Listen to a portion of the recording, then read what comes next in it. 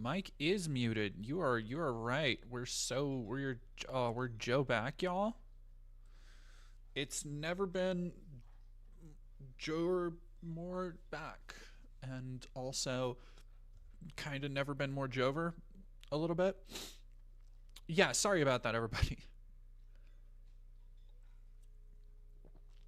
Notice his stream. Oh well, what's this? Thank you. I wouldn't call it a gown. It's more of a. I was actually talking about this with somebody the other day because I called it a kimono, and it's not really a kimono either. It's just kind of a slip covering. It's not heavy or thick enough to be a coat. It's just this loose, like, little floral covering that I love. Looking forward to the phase when we can make jokes about you know who again. Oh, I don't know about that. It might be a while. It's man, whoo, the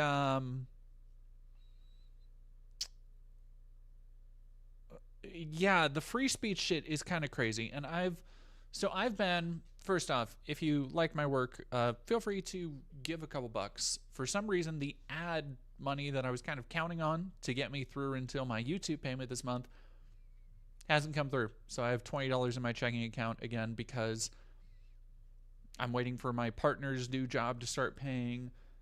We have to eat. I haven't been able to go grocery shopping. So if you want to give a couple dollars at the Ko-Fi link down below, or I'm sure somebody will be able to post it in chat, I will. I would appreciate it. Additionally, I do have good news. Relatively, I have managed to kick into high gear on several videos, including a video that has just kind of flowed forth in the last 24 hours. I got a 5,000 word script down, edited, ready to record probably tomorrow on kind of Charlie Kirk and the situation. And it's less about, because I feel like everybody's done their, everybody's had their take. Everybody's had their hot take about Charlie Kirk, about, did he deserve this? I put out my video, which was probably a little bit, should have been a little bit better thought through.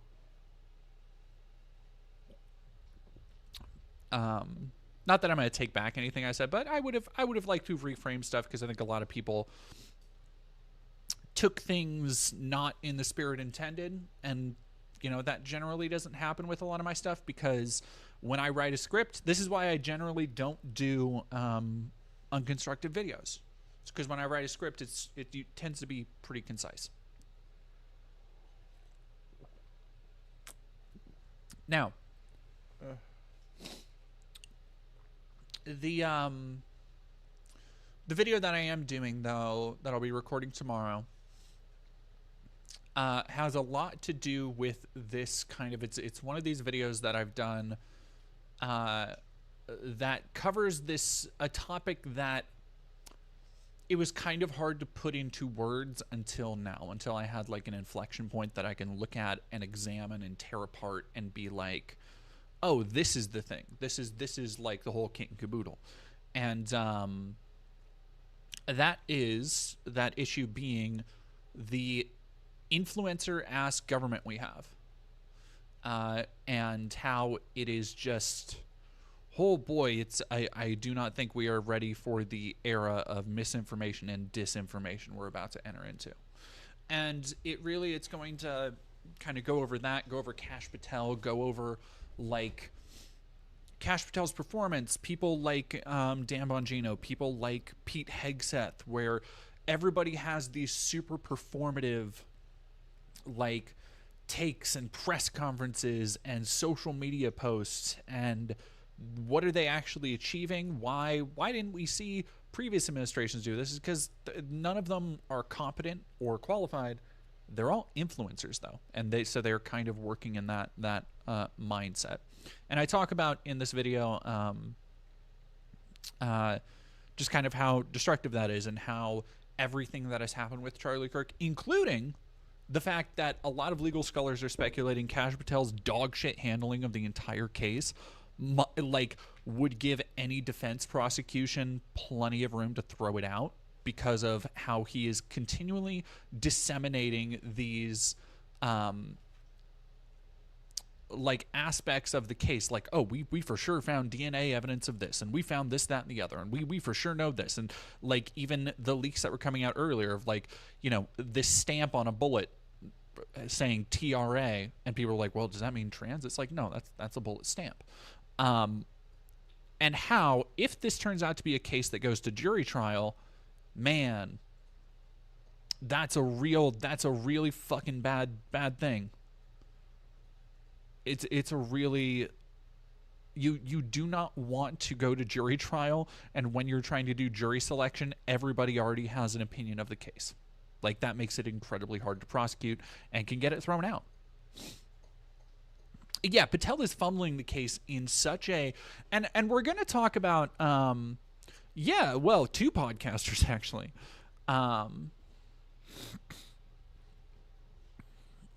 Mike McG, do people think that having explicitly decried political violence before criticizing Kirk undermines the criticism? I think a lot of people want to frame it that way, but no, I don't think so. I think everybody in the left, everybody I've seen in my spaces, whether you want to call that left or radical left or whatever, or the liberal spaces, like, sorry, give me my second.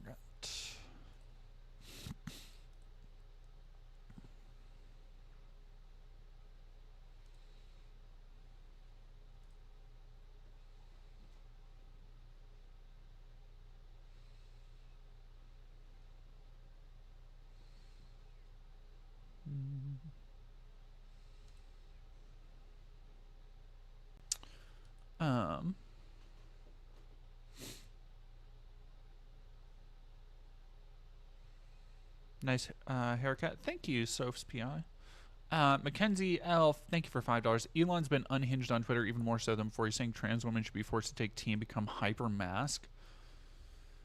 All right, well, let's God damn, let me go into that, because yeah, Elon, two people who have been well, a couple people. The other half of the video I'm talking about is how this influencer economy, and I'm not going to spoil the whole thing. Y'all can watch the video. I will probably have it done and out before the end of the week. Jesus Christ. The two people who, well, I'll say three, but every conservative influencer, and you saw this even on the day when I was covering Charlie, when I was looking into everything, almost immediately, every conservative influencer had their fucking hot take they needed to pop off with. They had their own little corner of the hyperfixation that they were like, oh, well, this is obviously because of trans people. This is obviously because of black people. This is obviously because of immigration. This is obviously the Jews or whatever. And all of those people have still continued their trend towards whatever bullshit that they're hyper focused on. And the two that I think are the most disturbing and violent in their rhetoric have been Matt Walsh and Elon. In a way that is like, Elon's decided to, he showed up on Tommy Robinson, actual fucking Nazi, by the way.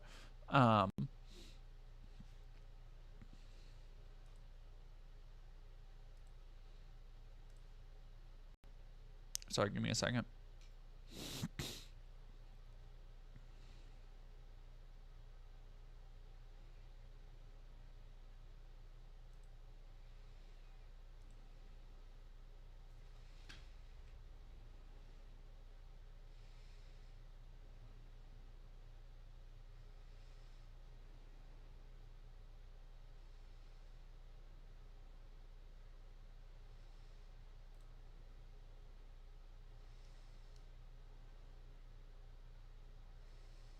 What happened with Nux Taku? Because here's the thing. I've been keeping up with, like, actual big kid political spaces. I have only seen in passing what dipshits like Quartering Nux, you know, all these other dipshits have been saying. So if somebody has a great banger tweet for me to send.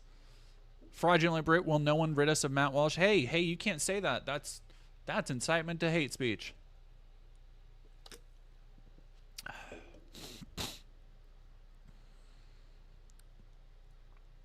Of course. Uh-oh.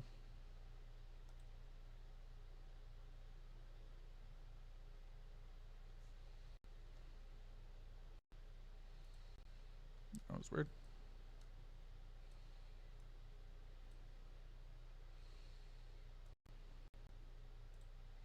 Okay. Nathan Duncan, want to say that you're a very good political commentary. Thank you. Thank you very much. All right, give me 1 second.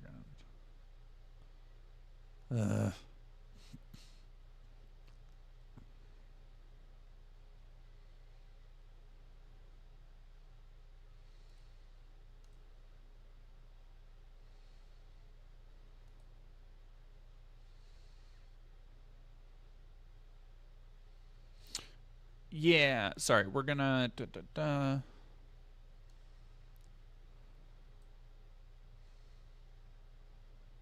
Yeah, so Liz Anya, with knowing how shady the government / this administration is, I will not believe the text between him and his roommate partner until I see undeniable proof. I straight up do not... Yeah, like I was watching Liv Agar's stream a little bit earlier. And Liv was kind of saying, like, I mean, you know, this is an official thing.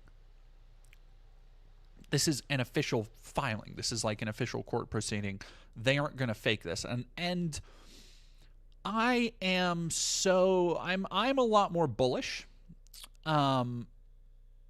because I don't think that someone like Kash Patel cares.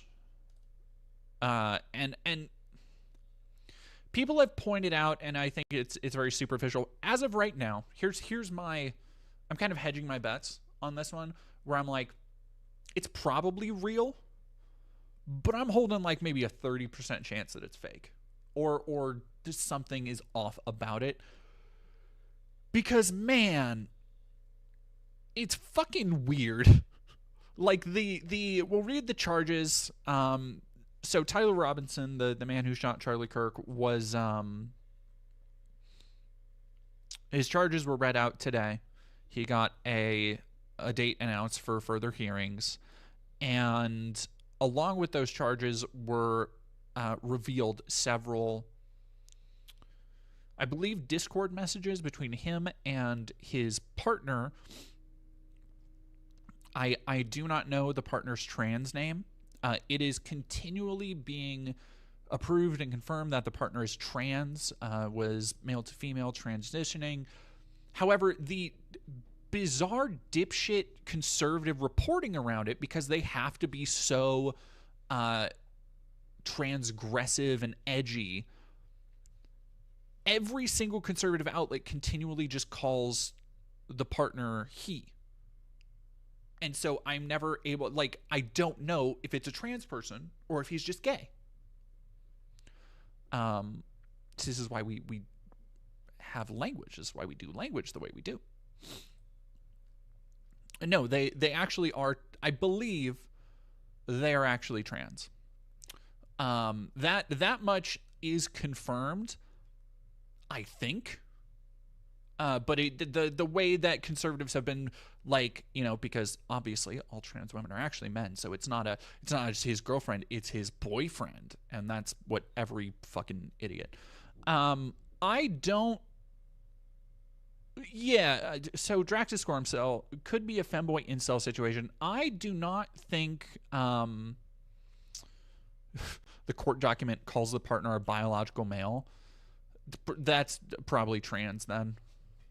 Like, that's the language that these dipshits would use. I think yeah, so okay, let's get into this a little bit, because I think that a lot of people have been kind of like spreading stuff, and I've been also pretty bullish and hesitant to say with any amount of certainty oh, this was for sure a Groyper. Oh, this was for sure a right winger. I believe I said I wouldn't be surprised if it was. But at the same time, I think there's a lot of really weird ideological wiggle room, and I think that has been borne out. Another thing I talk about in the video is researching the bizarre series of shooters from the last year or so, including Shiloh Hernandez. Was it Shiloh Hernandez? I think it was Shiloh Hernandez. So the black incel school shooter who had a Nazi manifesto, the femcel school shooter who had a Nazi manifesto, the same shooter the day of Charlie Kirk who had a Nazi manifesto, the trans shooter who had a Nazi manifesto. You may notice one underlying theme here, and the reason that FBI and everything probably aren't picking up much on that is because Kash Patel has also rolled back actual detailed studies showing, like, definitively that right-wing groups are more responsible for terror. And in fact, they are hitting on the trans button more than anything. So now the fact that there is a shooter who had a trans roommate or was dating a trans person is enough. And we'll see as we go through Matt Walsh's tweets and stuff. It's enough for them to say, like, yeah, we need to start killing trans people, basically. So we'll get to that. Give me just 1 second.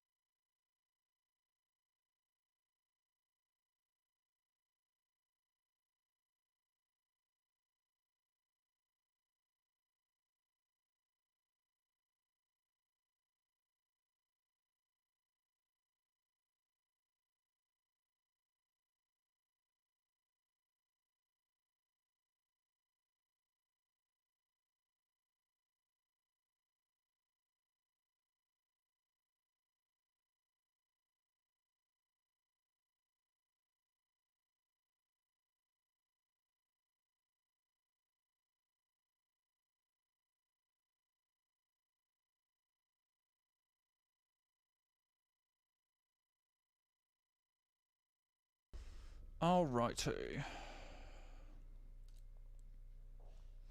Yeah, I think it is. It's a fool's, like, speculation to be like, oh, this kid fell into any kind of ideological group, because the odds are nowadays with most shooters, that's not the case. Like, so many young people, and this isn't even just like, oh, they're radicalized into being, radical Nazis or whatever. So many young people just are ideology divergent or averse, and you really can't blame so many of them. Like, look at, for example, and I think this is where a lot of younger people who are hopefully becoming leftists or becoming more radically right, look at, for example, the last decade plus of politics, where, as we've all been living through it in adulthood, you have so many people who have come up from middle school, teenage years, all the way up through college, seeing the back and forth bullshit dynamics between the Democrat establishment and the conservative establishment, hearing about how these people are corrupt and these people are evil, and these people are racist and these people don't help anybody, and these people are complacent and these people support genocide. And it becomes this, like, for so many people online, I think it becomes this miasma that turns them all into this, like a classical 80s 90s stereotype of, like, a libertarian without the conviction. Like, they don't actually care that much because they're just like, Republicans and Democrats is all the same bullshit. It's this bizarre, like, nightmare amalgam of ideology. And I think it doesn't. Here's the thing. that is a more nuanced perspective than a lot of people, I think, are willing to give or explore.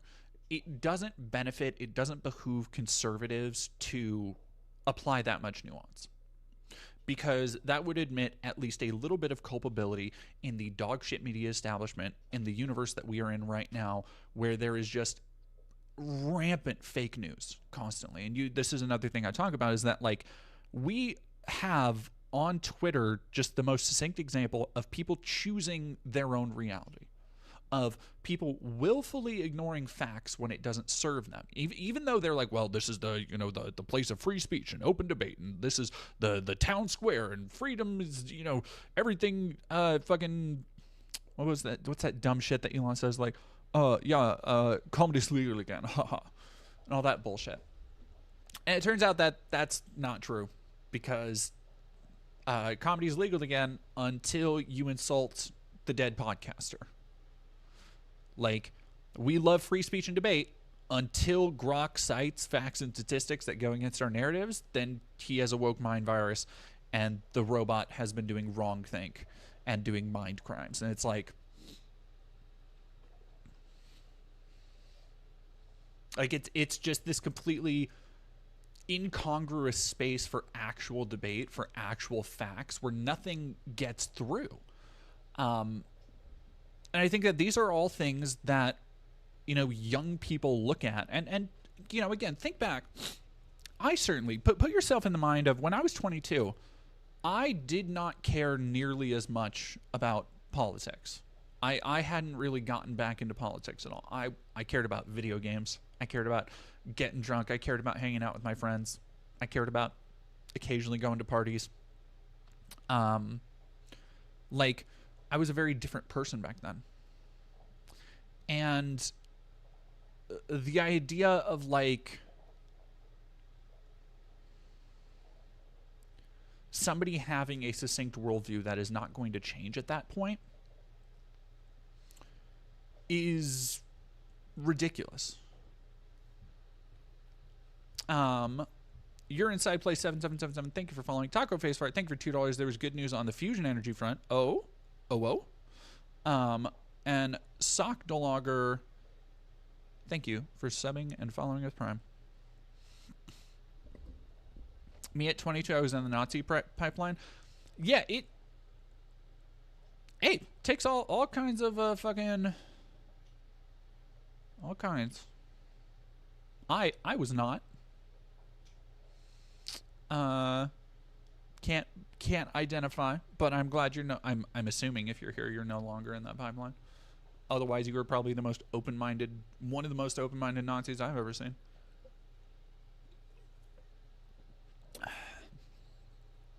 Yeah, and additionally, somebody's saying,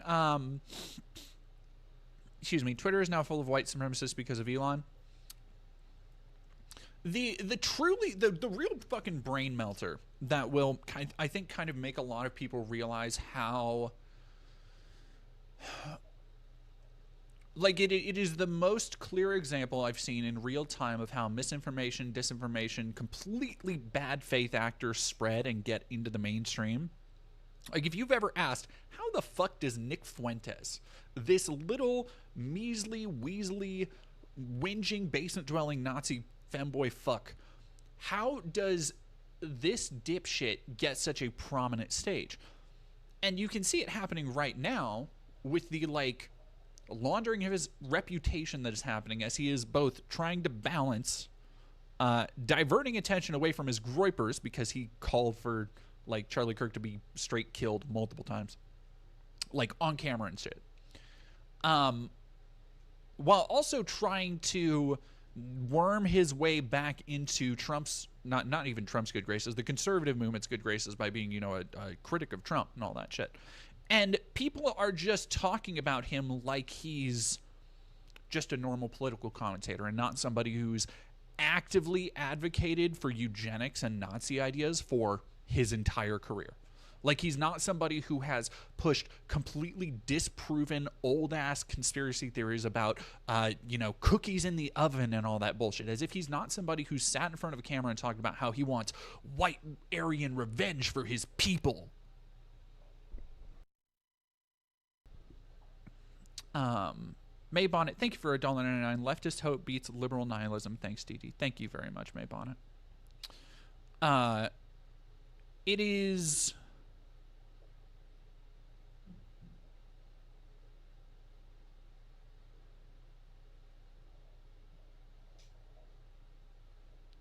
Sorry, I'm just catching up on the thing.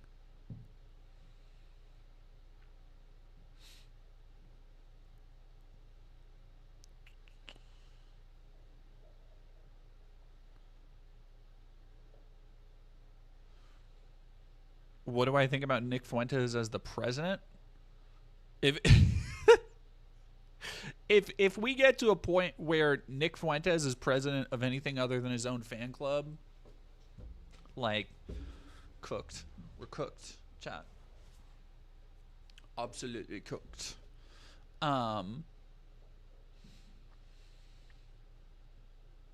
It's and then seeing people talk about Sam Hyde, which, look, I know Sam Hyde was a part of a group that made apparently comedy sketches that people liked a while back. But I don't think I've ever seen somebody who needs to be not on Earth anymore as much as Sam Hyde. Like, I don't want to be accused of inciting violence, because Lord knows what can happen if somebody sits in front of a camera in an empty room saying that we know what's going to happen next. We know what they really think of us, and we need to be prepared to do this. These people are demonic savages, and you know, people can lead somebody right up to violence, but if they're not making them drink, that's fine. But you can't say, like, well, I think that's fucked up you said that, and you too, buddy. Like, that's the fun double standard here that I'm really loving. Oh, just Googled him. Instant regrets? Yeah. That bloated corpse of a pedophile. What a absolutely rotten experiment of a human being.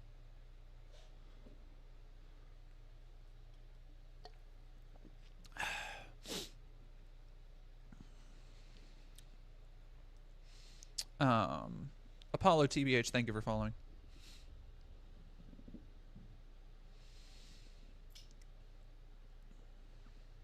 Yeah, that Sam Hyde post was so gross. And it's like people just retweeting it and listening to him and being like, yeah, no, he brings up some good points. And it's like, dude, are you fucking... And you have to go into their profile, and they're either a Nazi or if they are just like one of these MAGA conservatives, love my country, freedom, two-way, like hashtag all this bullshit. And they're just uncritically retweeting Nazi propaganda. And it's... He looks like an insane person. You know what they tell you about judging a book by its cover? Sam Hyde, you can judge by his cover pretty accurately.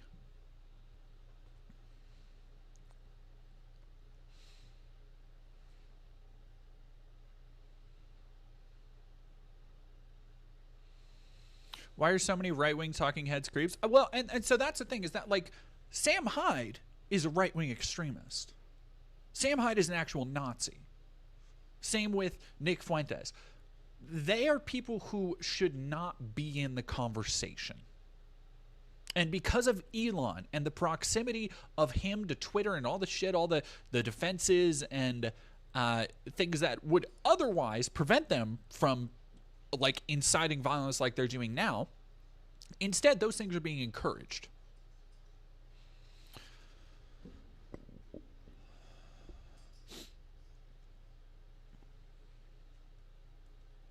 Anyway, speaking of which, let's go talk about... I need to...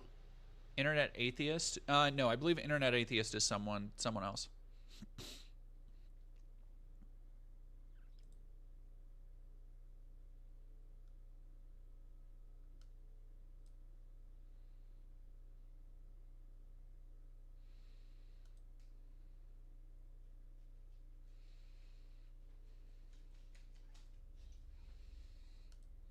Give me 1 second.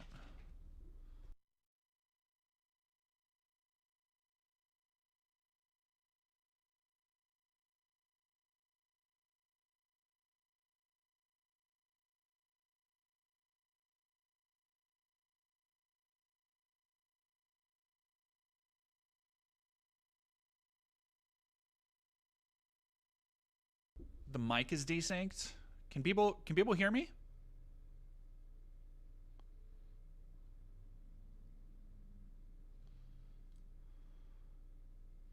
Let me know if y'all can hear me okay. Refreshing the page helped, I'm hearing. Word on the street is refreshing the page helped. Loud and clear. Okay, cool. All right, it might just be a couple people. If you're having trouble with the audio, try refreshing it, I guess. Mic audio desync on YouTube. Okay.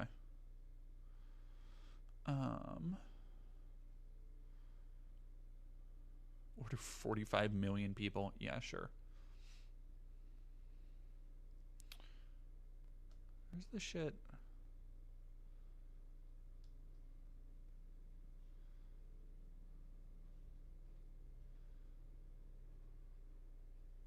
I love how everybody wants to talk about Charlie's haunting me. Damn. I guess that Halloween seance stream is gonna come early.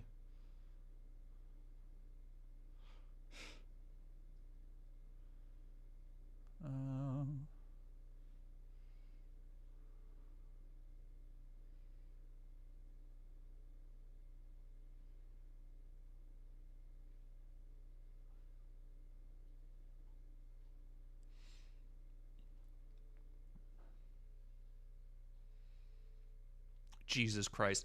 It is so wild how inaccurate that shit is, and people sincerely believe it, that the left makes up this tiny little contingent, and like,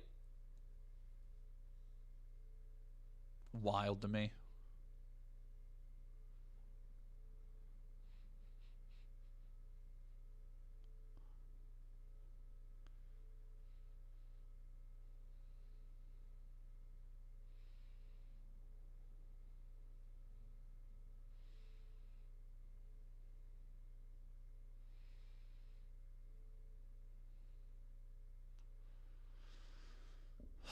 Jesus Christ. What's my thought on that doxing website? I hope everybody associated with that gets sued into fucking oblivion. Chuck Grape, thank you for $5. Who's the most annoying right-wing figure based on voice and cadence alone? God, I've listened to so much of like kind of everybody. Like, are we including like the gamersphere grifters? Because I feel like if we're including like the quartering and Endymion and all of those dorks, like it gets a lot more complicated. You know who? Actually, the critical drinker. I went through a couple critical drinker videos for the video on nostalgia, because he's one of these people who's been whinging about, you know, Star Wars and shit forever. And there were two videos that I featured in my video. That one of them was him having a regular conversation with Ben Shapiro, and one of them was one of his, I'm assuming, scripted videos. And the tone and intonation he takes in his scripted videos are not his fucking natural talking voice. And it is so jarring and grating because he puts on this completely fake accent and every word sounds like this, and he thinks it must sound so cool. And it's like, what the it's like it really gets on my nerves. Holy shit, CR Rent, thank you for $50. At risk of sounding like an armchair philosopher, I hate that there are sides in America, that some people assign violent actions to one side or another to derail their messaging rather than fix the overall problem. It's exhausting. Yeah, again, it's this kind of like, I think it is the more nihilistic side of this coin, but it is kind of emblematic of this problem where so many people recognize So many people recognize that what we really have in America is a class struggle, but they do not have the words to put that into focus. They do not have the framework to try and realize that the rich of this country have class solidarity. The liberals have class solidarity with the conservatives, and we've seen that from the reaction to Charlie Kirk's death. But they have the cognizance to know that some people are bad, that there are bad conservatives or there are bad liberals or whatever. And it is very it's very annoying, because if more people realize that, like, no, all of these people are actively working against us, then maybe we could actually do something.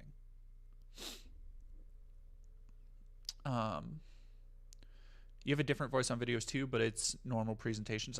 Yeah, like I realize I have a different like cadence and voice, but I think that comes back to like me actually writing what I'm saying, and trying to like intonate and speak very clearly into the camera and all that stuff. Oh yeah, no, Decade. The way the drinker drags out the end of every sentence, drags out the end of every sentence, genuinely annoys me, and it fucking grates on my last goddamn nerve. Johnny Viral, thank you for $10. Okay, hear me out. The scramble from the other right-wing grifter hate mongers to take over Charlie's audience remind me of how quick Spirit Halloween takes over empty retail spaces. You're not wrong. It has been wild to see how quickly everybody has cannibalized that man in a way that, like, I feel worse for Charlie Kirk in death than I did when he was actually shot. Because any legacy he might have had, or anything he thought he spent his life working towards or wanted to be remembered for, has been completely overshadowed by how quickly everybody picked the bones of the controversy and scandal clean for their own ideological ends. Even his fucking wife couldn't not post a bizarre fucking video and then immediately set to grifting, sending out, we need your money. Turning Point USA was a massive organization. They're rich. She does not need money. And so it's wild. It's wild. And oh my gosh, everybody, thank you. Holy shit. We are hitting it real hard over on YouTube. Thank y'all. Thank y'all so much. Jen, thank you for $5. Studying social psychology, what I understand is that humans love putting themselves in out groups and anyone who isn't in your group. Nehemiah, thank you for $5. The problem is one side has terms that have been poisoned and the other side has bought into the propaganda that poisoned those terms. Yeah, it's the way that, didn't she post, hang on, I gotta take one thing at a time. I'm going, the way that it has been kind of presented is deeply awful. The way that they're trying to like double back, and I think Matt Walsh has been revealed to be quite a hypocrite here, because everything he's talked about how the right, we don't do cancel culture, and then he's advocating for people to lose their jobs and for people to be have free speech censored and stuff, until fucking not Jen Psaki, what's her name, Pam Bondi came out to talk about, well, we'll get to that too. Pam Bondi was out here talking about how, yeah, we might crack down on hate speech, we might redefine hate speech, because this is hateful speech against conservatives.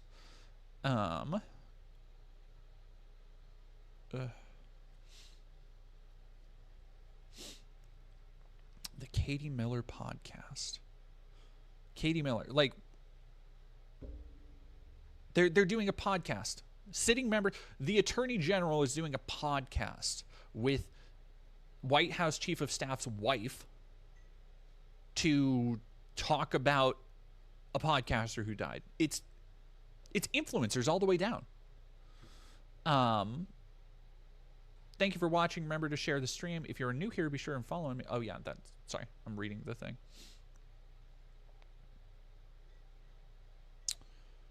Yeah, here we go.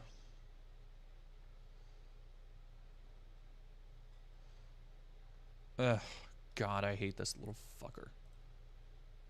Yeah, let's go. Let's see how they're quote unquote unmasking Luna. You stupid fuck.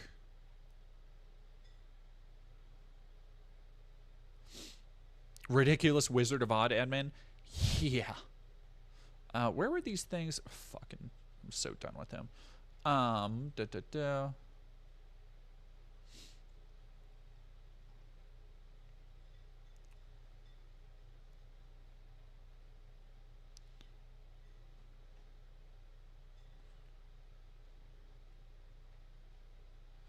I think the thing that really gets me is God, I hate him. I hate him so fucking much.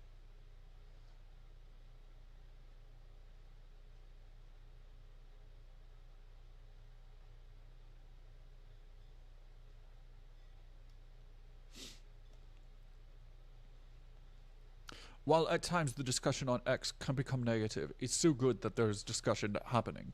X is the global town square. Okay, motherfucker. What about all the fucking people you're calling to be fired and encouraging to be doxxed over this shit?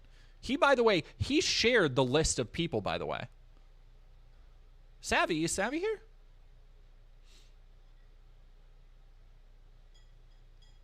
Oh, is Savvy Writes Books here?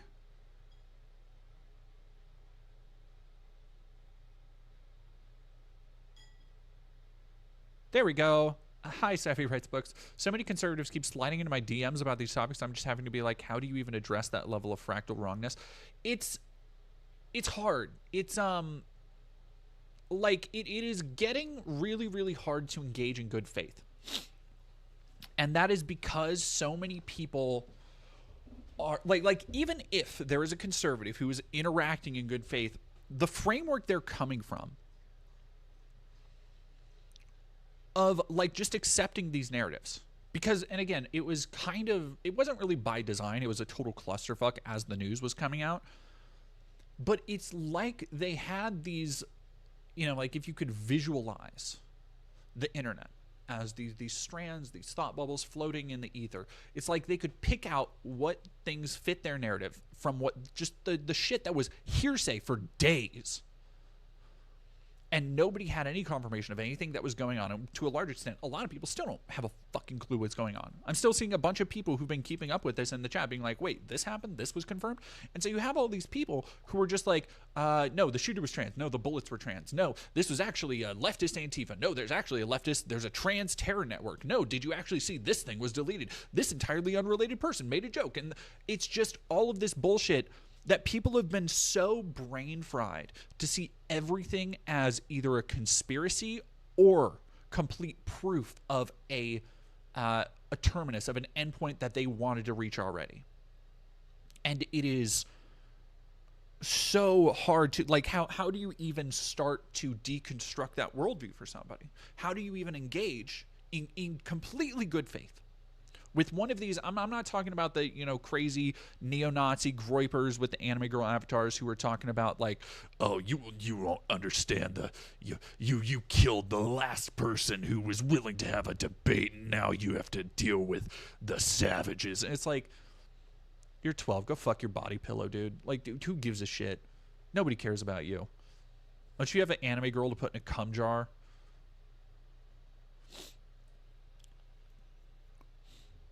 Yeah, no, Directive 4. This is why you don't share details you got off the internet if you're a government or FBI director. Except, here's the thing, and this is the thing I kind of talk about in the upcoming video this week, that kind of helps their narrative. Because the people in the government are just as much influencers as the people spreading the government's messaging. Like, it is not an accident that Trump has been stalking both his cabinet and the media gallery with sycophants who will just spread the message. Because every one of them is completely self-interested to the point where it doesn't really matter if they believe what they're saying. It gets them guaranteed A, base, B, clout. When you have podcasters like Kash Patel and Dan Bongino passing down official shit and stuff leaking out to other conservative influencers like Steven Crowder, It doesn't matter how quickly those things are revealed to be false, or if they're revealed to be false at all, because by the time you get to any stage of clarification, people like Matt Walsh, people like Benny Johnson, people who, like Tim Pool, are actually in the White House press pool, have already disseminated to combined millions of people that this is the facts of the case. That this is, we need to be looking into this. Discord lied about this. We need to be looking into this. And it just creates this entire simulacrum where, you know, you can kind of see it. It touches a little bit upon it in the nostalgia video I just put out. And another thing that I will touch upon in the AI video I've been working on is this kind of, we've really been working towards, in the postmodern world or whatever, we've really been working towards this kind of artifice or simulacrum where you can choose your own reality, like a choose your own adventure book. You can just accept, and a large part of this comes down to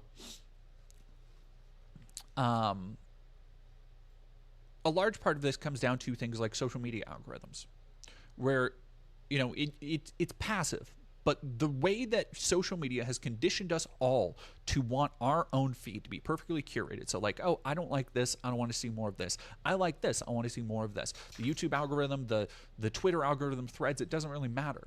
You're going to keep getting the thing that you want to see. And occasionally, if you see something you don't want to see, you can just have it booted away. And so what you are creating, we are all with our phones constantly creating these little bubbles for us to exist in, where we can just pretend that the other shit in the world that is also available on that app just doesn't exist. Like, you want to know why so many people are like not talking about the genocide in Gaza? Because how many people were like, oh gosh, it's just too much for me. This is really hard to see. I'm just going to mute these terms, and then just fucking forgot about it. And that is their reality. There are so many people out there who are not thinking about these issues day after day after day, whether it's because they don't have the mental, like, what I would call spoons for it, to use TikTok psychoanalytic speech.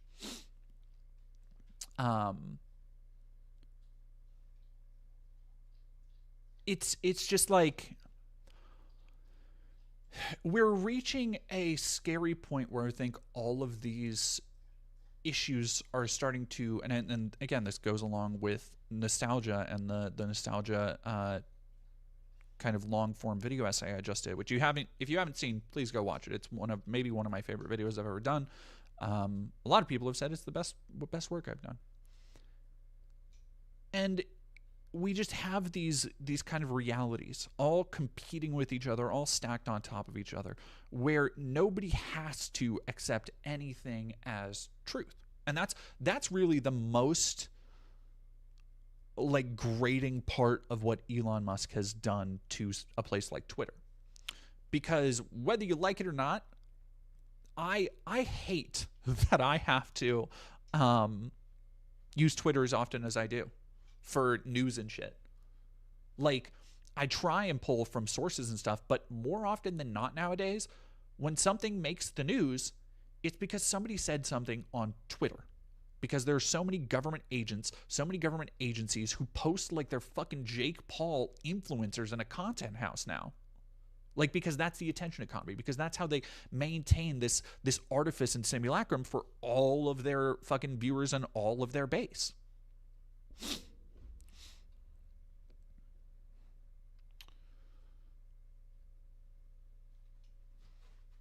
Points at Metal Gear Solid 2. It is, so one of the things, God, and here's the other thing. Oh, nice try, y'all. Thank you very much for sharing that video. Yeah, John Baybridge, don't live in an echo chamber. I kind of wish I did. The things the right say are legitimately terrifying. So here's something I was listening to. I think it was Straight White American Jesus. Good podcast if you haven't listened to it. And they had somebody on to kind of talk about, how social media and the way we interact through social media is breaking down bonds.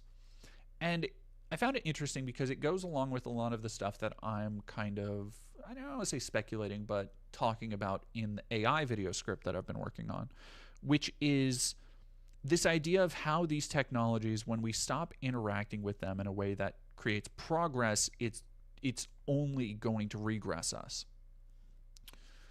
And I think there's something there with AI, with generative AI, with wanting to believe fake news, that it's kind of terrifying. And I think the best way that we can counteract that is actually to completely fucking remove ourselves from the algorithm.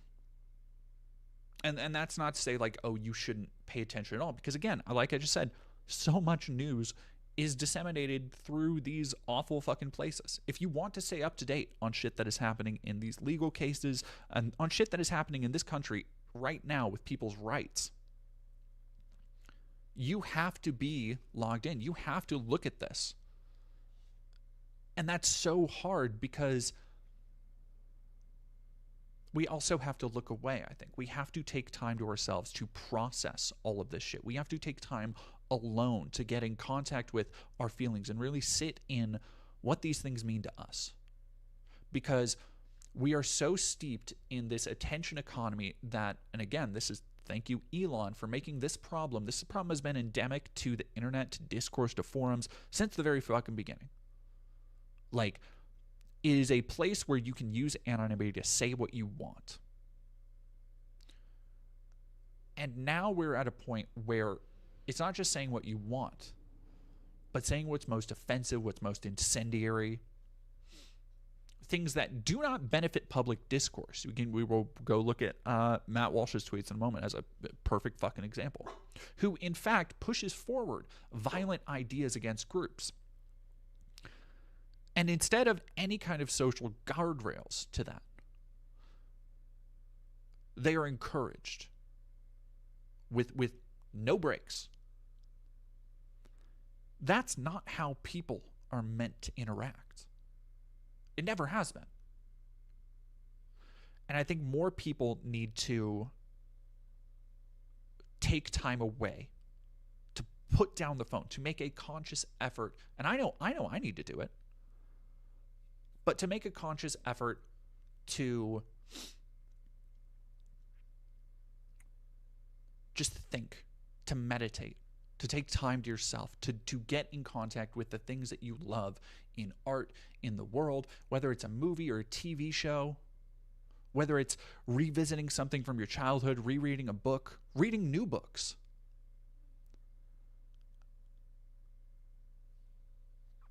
Rohan Vinayak, please don't have your AI video be only negative. My wife's an AI researcher. She did some pro bono medical work. It increased diagnoses for a dangerous brain abnormality from under 1% to 20%. So Rohan Vinay, acknowledging issues, it's capable of doing a lot of good as well. That is the angle I'm taking, is that I think, generative work that is, knowledgeable of, or not knowledgeable, but that is able to learn patterns, that is able to study things. There have been some really fascinating AI advances in like dead languages and dead language translation and pattern recognition, and all of that stuff is, lady, what the hell? What the helly? What? What do you want?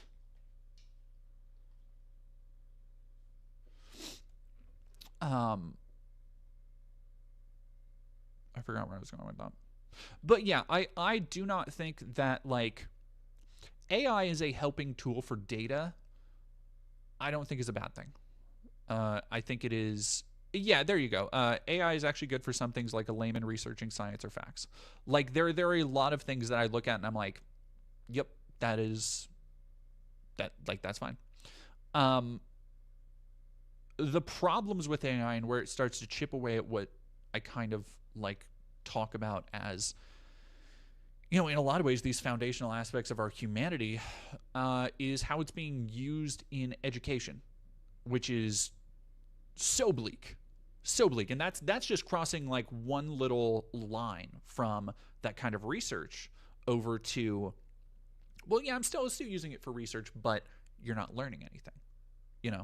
There's the cycle in academia of people who, and again, this is all built upon, this is a natural kind of terminus for all this shit that we've been building towards for decades now, where you have decades of a society that has made, the college degree something that you want, while offering very little actual in the way of education outside of specialization, while also making it prohibitively expensive, if not for people to just go and do right after high school, then something that they'll be paying on, likely for most of the rest of their life.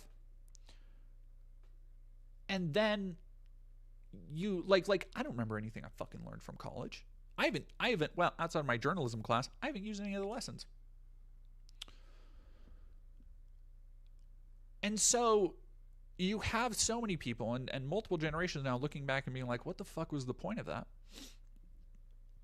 And now you are having this vicious Ouroboros of both college professors and students using AI for assignments, for grading, for writing papers, and still graduating with it. So what the fuck is the point? Like, what it is, what are we actually doing in an educational apparatus where nobody is learning anything and nobody is applying anything? And even if they do learn or try to apply something, there aren't even jobs out there to do it. So again, you wrap back to the point of like, well, then why try? If you can do it and still get a degree and use that degree to still not find a job, what the fuck is the point of any of this shit? And then people look at stuff like that and want to go like, damn, yeah, I don't know why the kids are crazy. I don't know why we got 22-year-old shooters out here who don't have any cogent political philosophy or ideology. It's like, I fucking wonder. We created all of these structures around academia that eventually just became in order to make money.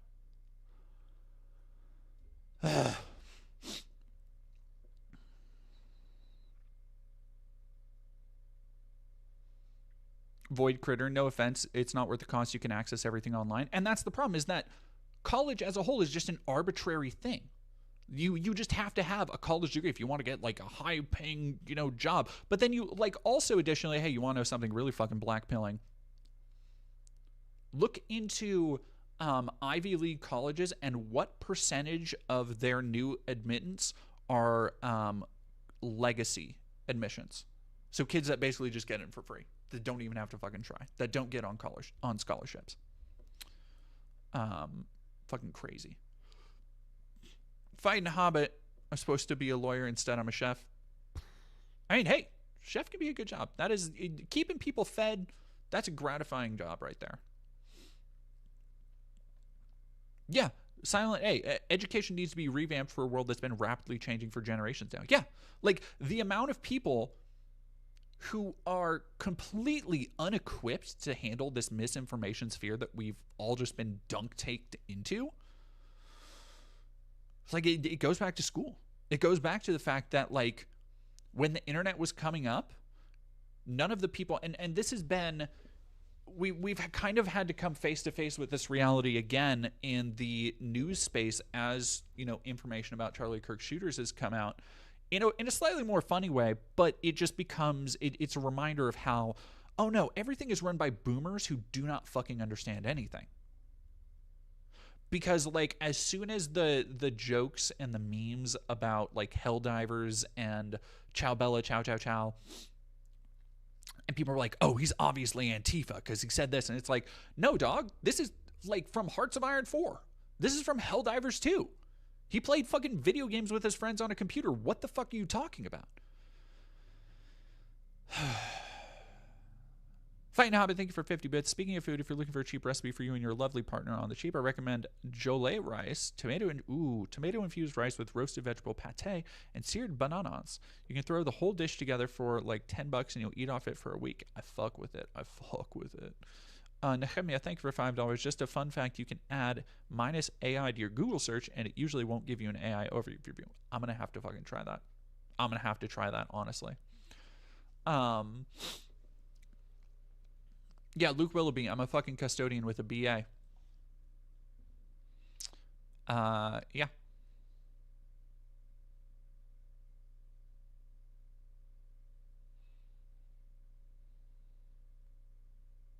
Like there is, I think the biggest problem, and I hate people who are on the channel regularly know this. But one of my biggest things is like, y'all, we have needed in the craziest way possible. We have needed uh, media training and media literacy classes for kids for decades, because like we did the most we got in, as the world is rapidly expanding, rapidly evolving to revolve around social media and the internet. The most we got was like fucking, here's a computer class, and all the teachers, like back in my day, none of the teachers knew really how to handle that shit. So it's like, yeah, we're going to teach you how to work Photoshop or Adobe. And it's like, great, maybe that lays the groundwork for skills in graphic design if that's the route you want to take in college, which another profession. Good fucking job getting, good fucking luck getting a job with that. Max P, thank you for $5. So glad I went through college right before AI became prevalent. Also, your streams really helped me relax after a long, stressful day of work. Goddamn, how stressful must your work be for my streams to help you relax? I appreciate it. Thank you.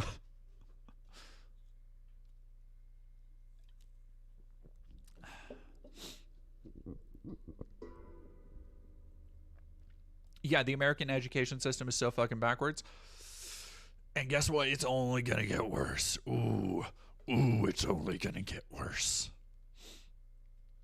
All right, I want to see they will be held accountable. God.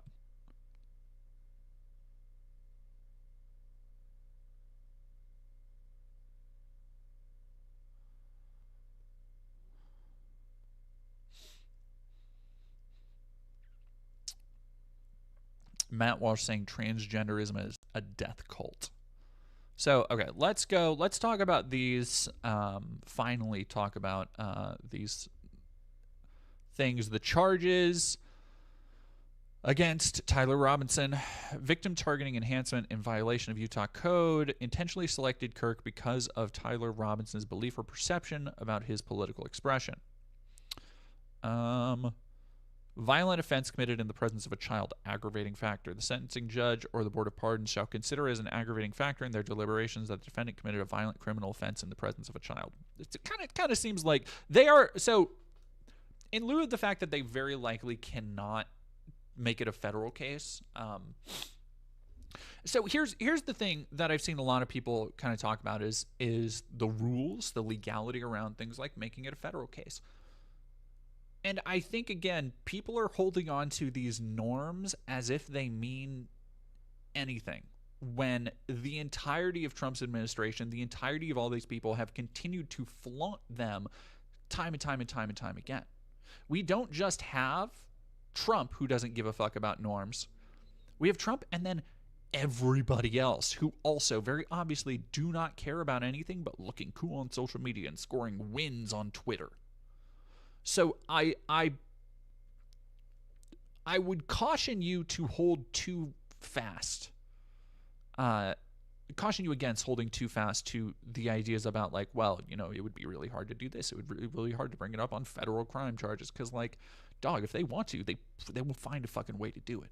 They will establish a new precedent, because guess what? Like, again, if you want a clear, succinct look at the current state of any active resistance or class consciousness or solidarity, while the Trump administration has been going on a tear, from Trump himself to fucking what's her name, Pam Bondi, talking about, to the entire conservative media establishment, talking about how we need, crackdowns on speech, and this can't be allowed, and this is incitement to violence, and this all stuff, and like you should be fired for disagreeing with Charlie Kirk.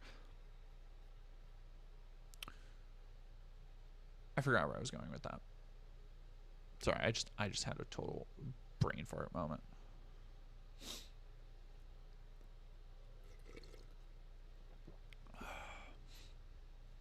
Oh my god, yeah, space trash. One of the stories I have is how measles might make a fucking comeback. The state of medicine is Horrifying. Horrifying.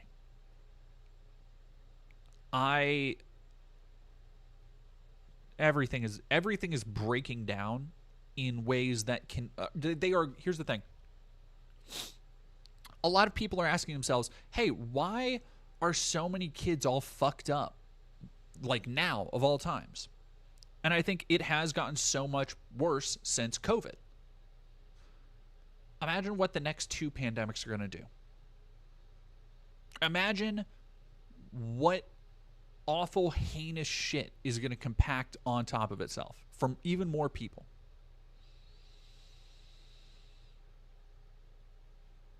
Bleak.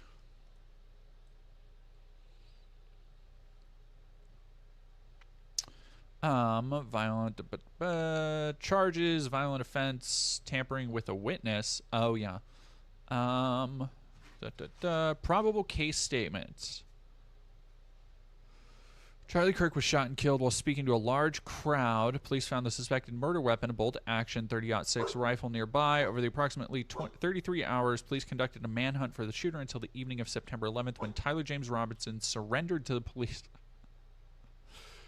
Kash Patel didn't do shit. Like, honestly, if this kid had better OPSEC, if this kid had better, like... If this kid was literally anybody but someone who had to go back home and wasn't able to not tell people,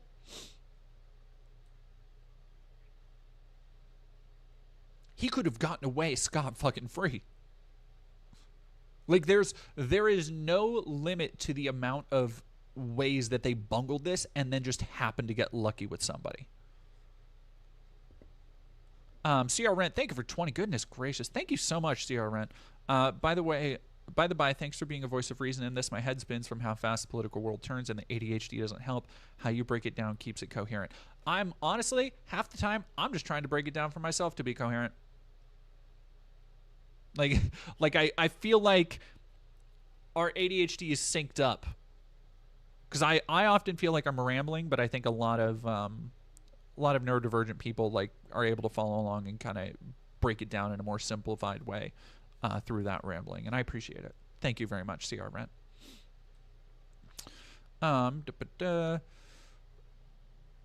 DNA consistent with Robinson was found on the rifle's trigger. After shooting Mr. Kirk, Robinson hid the gun, discarded the clothing he wore when he fired the rifle, and told his lover/roommate to delete incriminating text messages, not talk to police. Children were present at the time of the shooting.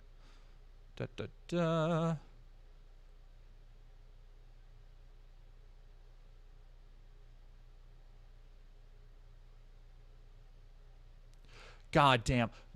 Even the way the charges are written is intentionally trying to lean against trans people. Listen to this. Approximately 15 minutes into the event, Mr. Kirk was answering a question about mass shootings by transgender individuals when a gunshot rang out. Like, don't fucking tell me that they are not trying to make this as much about a straight man somehow being indoctrinated by trans ideology as possible. Crazy.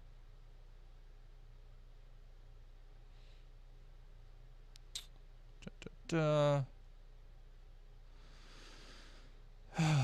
all the stuff about the shooting. Is the trans roommate true? I believe so. Okay. Each round in the rifle contained an etched inscription as follows. Fired cartridge. Notices bulge. Oh, whoa, what's this? Second cartridge. Hey, fascist. Catch. Arrow symbols. Third cartridge. Oh, Bella Chow, Bella Chow, Bella Chow, Chow, Chow. Fourth cartridge. If you read this, you are gay. LMAO. Which, by the way, if you haven't seen the Utah, I think the police chief talking about at the press conference, talking about what was inscribed on the bullets, seeing somebody very slowly, methodically, factually, and seriously reading to a room of reporters just reading, "If you read this, you are gay. LMAO." Oh, so good for me. So good for me. The funniest shit possible, honestly.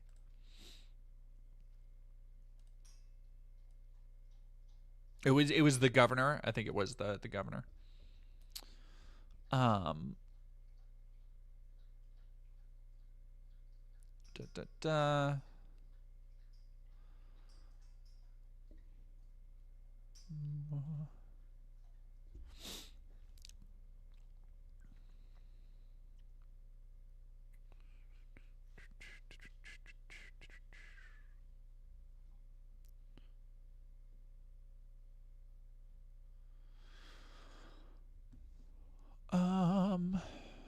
Yeah, said without any sort of humor. Very funny.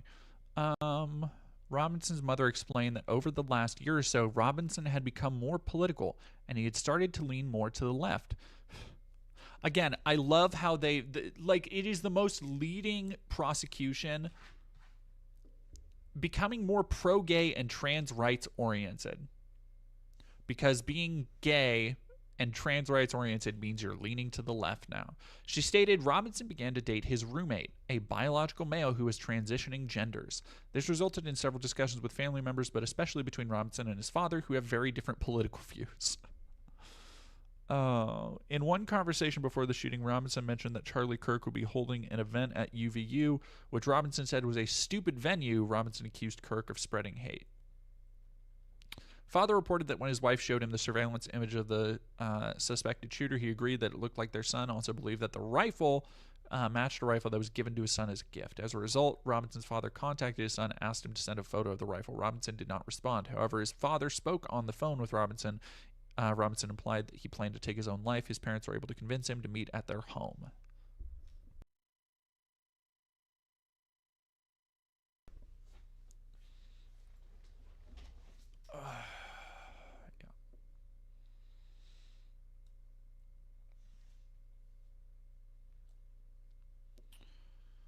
Chronically online Zoomer assassination. What kind of world do we live in?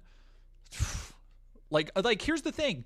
The people being surprised at this, all I can say is I've been saying over a year now, I've been talking about this exact kind of bizarre internet-addled brain rot. Like, go back, literally, I have stream highlights from the beginning of last year talking about Justin Moan, talking about the guy who immolated outside of Trump's trial. Like, it is just this fucking mishmash.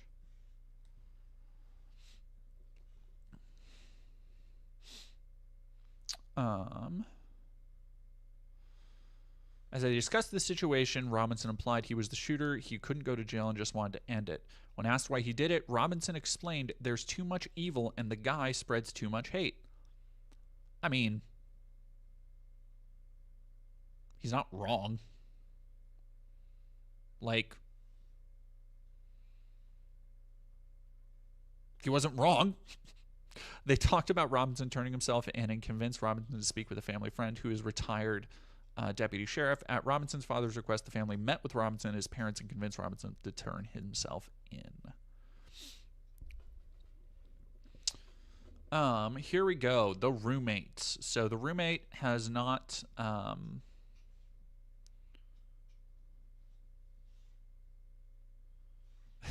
now they think the suspect might have used other means to escape. It's possible there was a use of a cardboard box.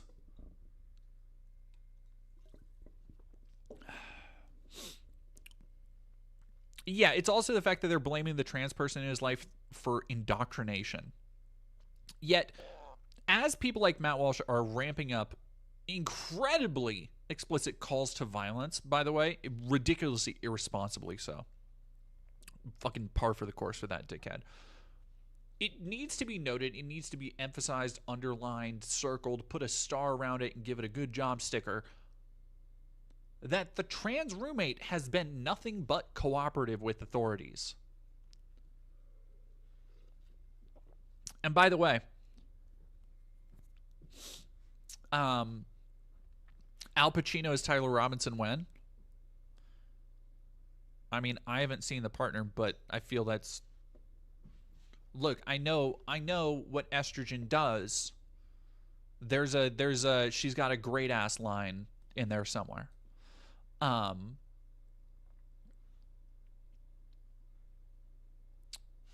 oh, y'all were making a that was a Dog Day Afternoon joke. Okay, no, sorry, I went Heat for some reason. Um,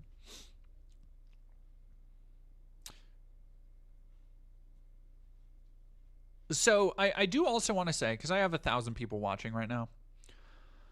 I want to say that if you or anybody you know was a part of this Discord group, was a part of the Salt Lake City armed queers group that is now since deleted, if you or someone you know knew Tyler or knew his partner,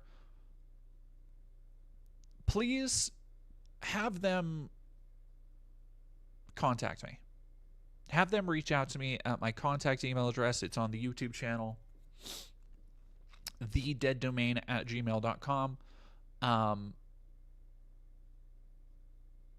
I would like to try and help share their story because people are being terrorized right now for this shit, for not doing anything wrong. And nobody is trying to actually get that side of the story. Nobody is trying to give them a voice right now.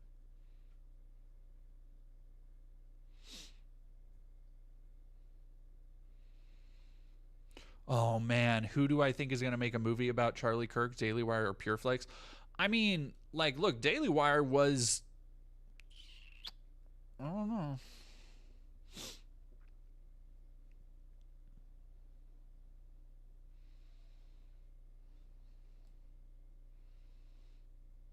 Oh, Pat T. Labor, thank you very much for following. Damn, I haven't thought about Pat Labor in a minute.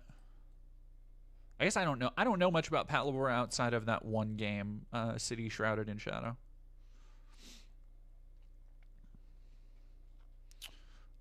So yeah, if you or anybody you know, if you are mutuals or whatever, reach out to me. Ken Klippenstein talked with one of them already. Released some Discord messages. Yeah, I did. I did see those. I did see those. Ryborg, thank you for following.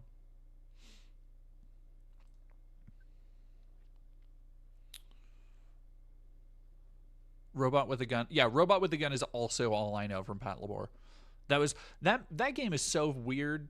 City Shrouded in Shadow. If you've never played it, fucking whoops. I think you can still get it on PS5 if you make a Japanese account, which I need to. I don't remember my Japanese account login, so I can't play it anymore. Because you have to buy it on a Japanese PSN account. But it is the game that is like a survival horror game. It's a disaster survival game. It's made by the people who made the Disaster Report games. But where instead of like, you got to find your way through a flood or an earthquake or whatever, instead you have to survive like kaiju battles and Ultraman and because what were the other things? There's Godzilla, Ultraman, Pat Labor, and Evangelion. I think are the 4 big ones. Oh, and Gamera. Fucking Gamera's in there. Oh, hell yeah. I forgot Gamera. Oh, so good. So good. Nehemia, thank you for $5. My trans friends, we give you our space lasers for one afternoon and you use it to convince someone to get Charlie Kirk. It's called City Shrouded in Shadow. Psst. Lady, stop it. Kyotoshi. 2017 survival video game. Great fucking jam. So the problem is there is no English subtitles, but it's a very simple story. Like I got through most of the game without lady, stop it. I got through most of the game without needing to read the dialogue or anything. Camera. Da, da, da, da, da. Da, da, da, da, Cat is doing good. She's staring at me right now. She's lost a little bit of weight, I think. I need to, again, once I actually get paid, I need to, again, if you want to donate any money down at the Ko-Fi link that goes directly into my account, I would appreciate it. Because she's only really been eating wet food, and I think she's fine because she still drinks water, still goes to the bathroom as usual, but I think she has started losing a little bit of weight, which, hey, you know what? That's fine. She's getting older. She needs to be a little bit more healthy.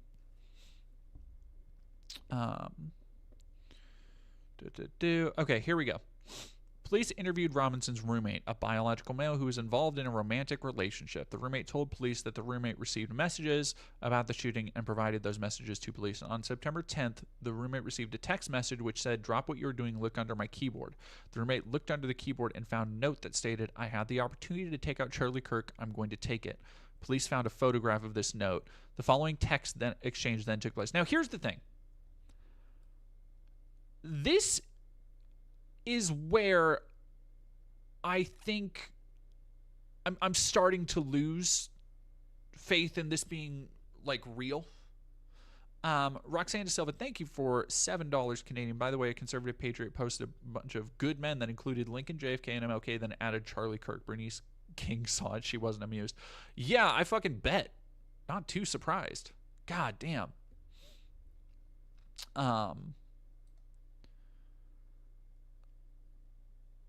Where, like,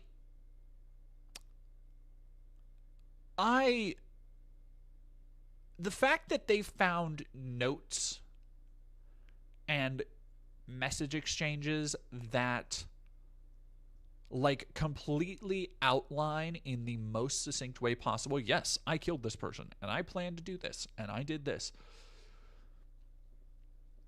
It beggars belief.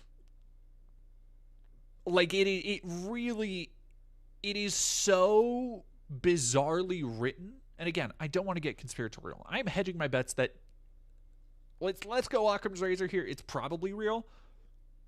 But even if it's real, it's fucking weird. Like, listen to the way this is written. After reading, the roommate responded, "What? You're joking, right?" And here's back and forth. Robinson, "I'm still okay, my love, but stuck in Orem for a little while longer yet. Shouldn't be long until I can come home, but I gotta grab my rifle. To be honest, I had hoped to keep this secret till I died of old age. I am sorry to involve you." Roommate, "You weren't the one who did it, right?" Robinson, "I am. I'm sorry." Roommate, "I thought they caught the person." Robinson, "No, they grabbed some crazy old dude then interrogated someone in similar clothing. I had planned to grab my rifle from my drop point shortly after, but most of that side of town got locked down. It's quiet, almost enough to get out, but there's one vehicle lingering." Roommate, "Why?" Robinson, "Why did I do it?" Roommate, "Yeah." Robinson, "I had enough of his hatred. Some hate can't be negotiated out. If I am able to get my rifle unseen, I will have left no evidence. Going to attempt to retrieve it again. Hopefully they have moved on. I haven't seen anything about them finding it." Roommate, "How long have you been planning this?" Robinson, "A bit over a week, I believe. I can get close to it, but there's a squad car parked right by it. I think they already swept that spot, but I don't want to chance it." Robinson, "I'm wishing I had circled back and grabbed it as soon as I got to my vehicle. I'm worried what my old man would do if I don't bring back Grandpa's rifle. I don't even know if it had a serial number, but it wouldn't trace to me. I worry about prints. I had to leave it in a bush where I changed outfits, didn't have the ability or time to bring it with. I might have had to abandon it and hope they don't find prints. How the fuck will I explain losing it to my old man? Only thing I left was a rifle wrapped in a towel. Remember how I was engraving bullets? The fucking messages are mostly a big meme. If I see notices bulge ooh on Fox News, I might have a stroke. All right, I'm gonna have to leave it. That really fucking sucks." Like, yeah, no, you're probably right. Redacted alias. Occam's razor in truth would be the wildly corrupt and stupid Cash Patel's planting evidence to keep his master happy. It, I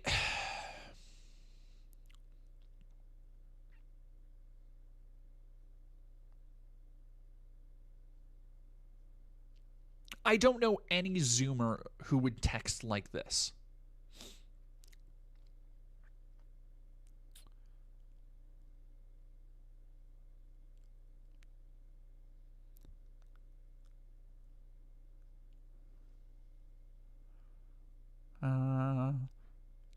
Robinson says, delete this exchange. My dad wants photos of the rifle, he said, which lines up with the reporting from his father earlier.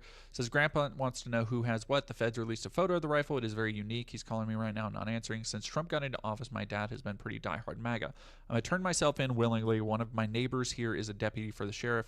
You're all I worry about, love. Roommate, I'm much more worried about you. Robinson, don't talk to the media, please. Don't take any interviews or make any comments. If any police ask you questions, ask for a lawyer and stay silent. Which is the smart thing to do.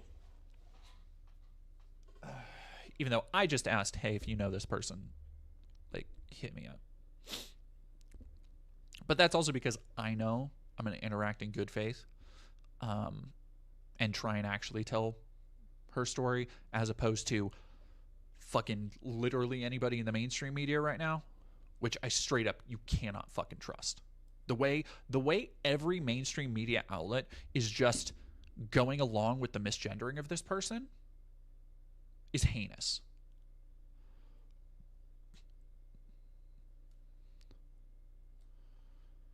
All right. The search of his resident. Police executed a search warrant. Police discovered a shell casing with etchings. What was the etching? Police also found several targets with bullet holes. Aggravated count 1, aggravated murder, felony discharge, obstructing justice, removal and hiding of the clothing he wore. Witness tampering pertains to Robinson's statement to his roommate telling his roommate to delete their text exchange. Witness tampering pertains to Robinson's statement. If police ask you any questions, ask for a lawyer and stay silent. That's just, I don't know, I feel like that's just fine legal advice. All right. And that's it.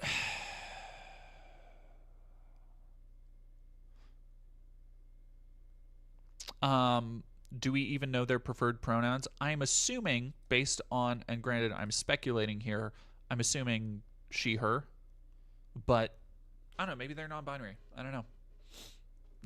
Nobody's actually reporting it because none of the fucking conservatives can get past their hate boner for trans people long enough to, like, even think about calling a trans woman she, her.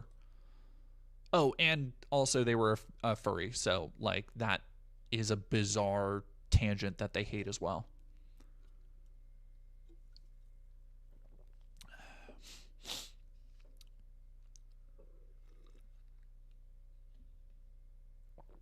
So this is from Andy Nyo. Really hitting the bricks here. I want to bring on to talk about. That's how Cat's doing, by the way, if y'all heard that. That was so loud. You're so loud.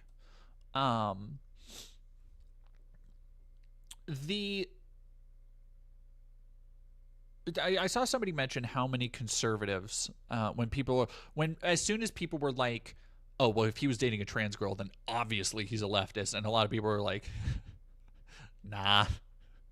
Oh, my sweet summer child. And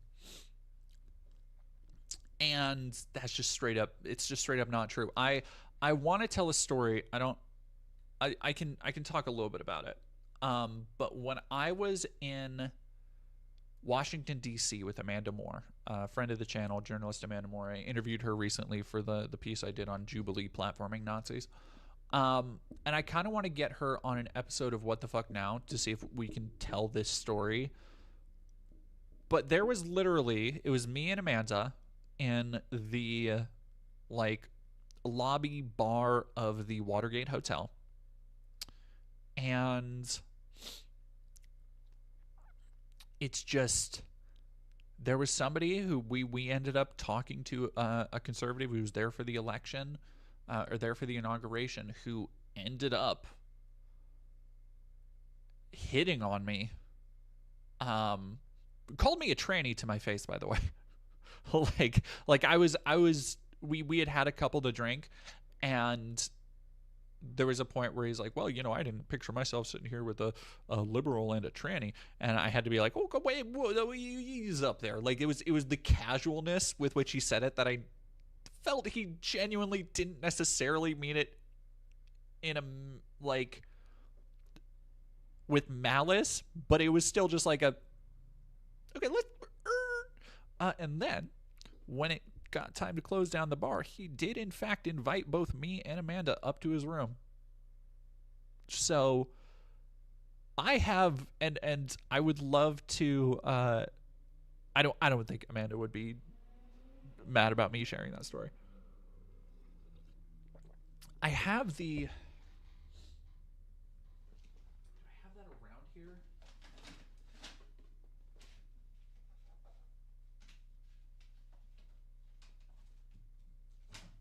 He gave us both challenge coins.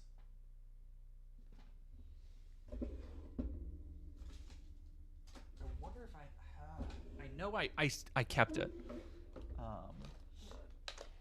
Maybe it's right here. Oh, sorry, give me 1 second. Now I want. Aha! There it is. Here's my souvenir from the chaser I met at the Watergate. Veteran Golfers Association challenge coin, which is something that apparently you like. I don't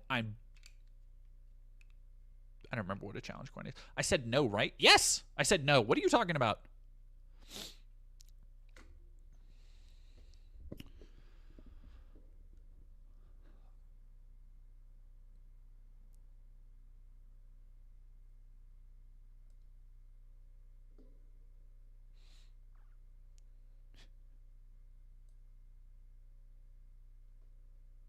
Yeah, so I still have, I'm keeping this. This is my time to cash in. I don't even know. I think this is, you give this to somebody in the chat probably knows what challenge coins are for. It was something about like you show it to veterans or you buy them a drink, they buy you a drink, something about free alcohol. I don't remember.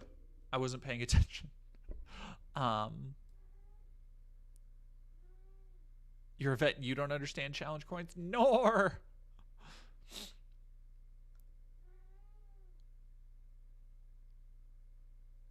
It's like a dumb thing old vets do. Yeah.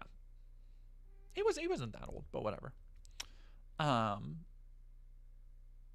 Yeah, like I also like y'all, it's like a sobriety coin. Okay, that makes sense. It was also like, let me give a preface to kind of where I was in my headspace. I had just spent like 10 hours walking around Washington, D.C. in freezing cold weather. I was drunk. It was 3 a.m. I had to get up because the inauguration was the next day and I had to cover it. So I got like 5 hours of sleep down to Celsius and I was back in downtown Washington, D.C. like only a couple hours later.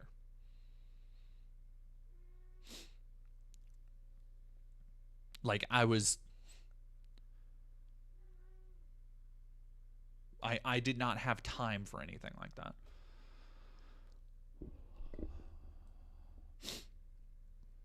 Leslie, I saw the Brianna Wu video. You were gorgeous in it. Thank you. God, Brianna is somebody. Woo, Brianna. Oh my God.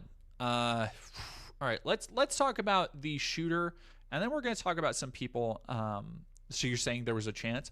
There was not a chance. There was not a chance. Was I in the military at one point? No. It was like my plan to go into the military through high school, but I had planned to go into the Marines. And well, no, it would have actually been, I took the aptitude test and I tested really high and they were like, yeah, you'd probably be able to get into strategic, whatever the fuck. And then I just didn't. 3 a.m. and drunk? No, I was fine. I was with somebody. I was with Amanda. Like we were both. I mean, we were both like hammered, but we had a couple drinks for a couple hours, and we mostly just got to talking. It was fine.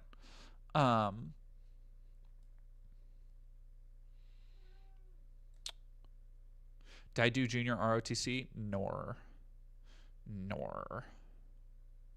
ASFAB. Yep, that's the one.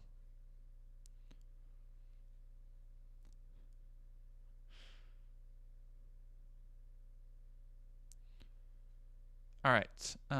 Fuck off, Andy. I can report that the roommate and suspected romantic partner of the man accused of assassinating Charlie Kirk is confirmed as trans. Daily Mail first identified the 22-year-old partner, lived with accused assassin.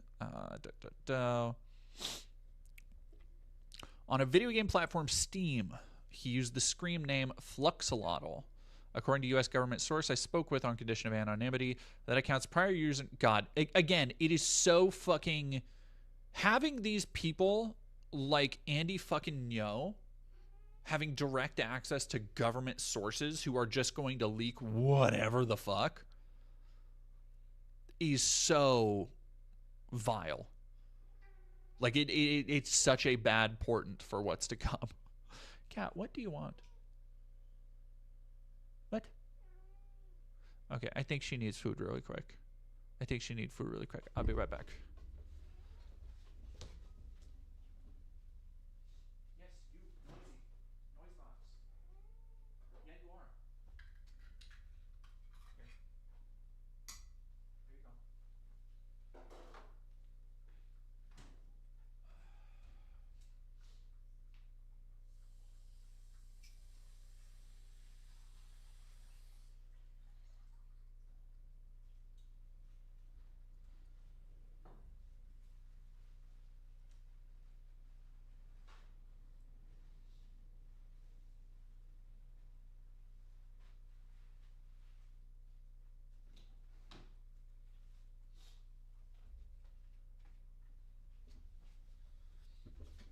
Orker.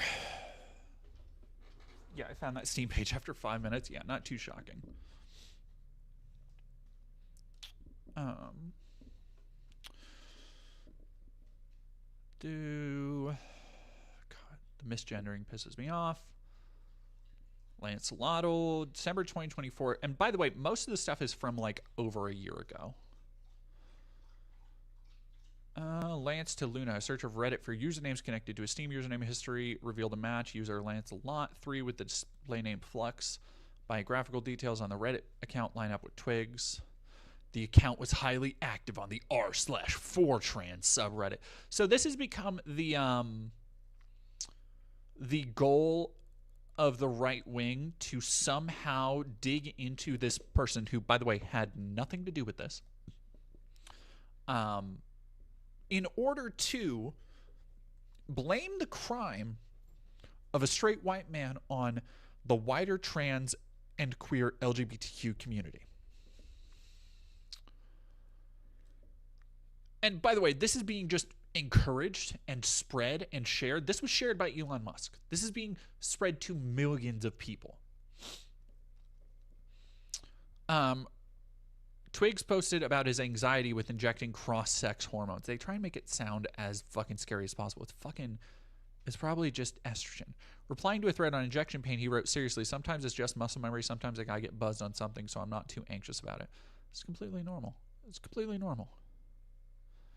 Around the same time, he posted a now deleted post lamenting the re-election of Donald Trump and what it means for trans people. Trump winning has me motivated to finally fix my life. I won't let the idiot cisfags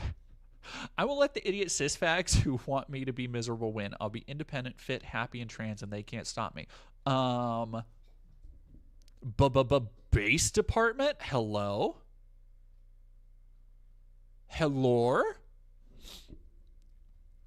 Yeah, nice try, y'all. Based? Twigs responded, honestly, same. I realized after a bit of dooming that even if I was overall hiding from the local public now, my life socially wouldn't really change, which is more depressing than any election. So working on that is my New Year's resolution. Hell fucking yeah.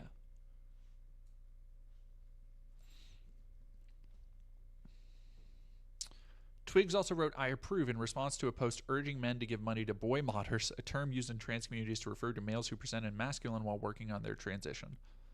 Sure.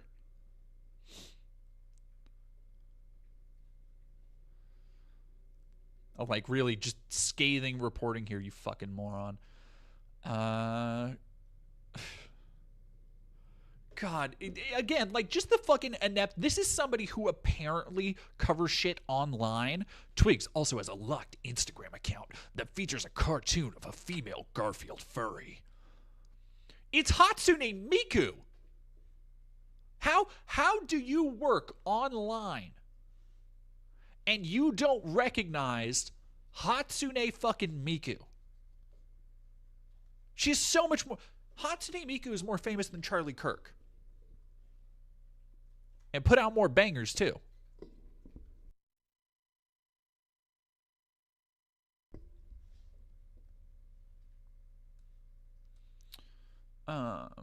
Yeah, they're just doxing the address. Blah, blah, blah. Lance Twiggs was raised in a devout Mormon family, but said she left the faith on the r/ex-Christian subreddit. She claimed she was expelled from her family after refusing religious spiritual help. Based. Was told I was possessed by a demon, then within 30 minutes kicked out of the home because I started laughing and wouldn't go to the bishop for a blessing. Later found out they just didn't like me and were looking for a way to get me out of the house. I wasn't even 18 at the time. Wow, sure fucking seems like the problem isn't the trans people, but the shitty religious indoctrinated family that reject them and kick them out on the street. Damn, that's crazy. Lady, stop it. Lady, hey, hey. Booger dog.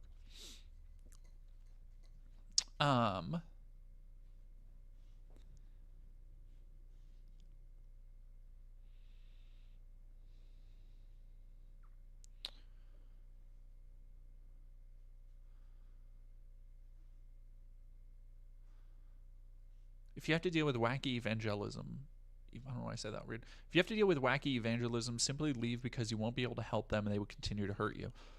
True. God damn. A neighbor of Twiggs and Robinson told the Sun he believed Twiggs was trans and he saw them kissing about 2 weeks before the shooting. Twiggs was mentioned in the Utah criminal complaint as an unnamed roommate who cooperated with investigators after being contacted. Twiggs has not been accused of any crime yet.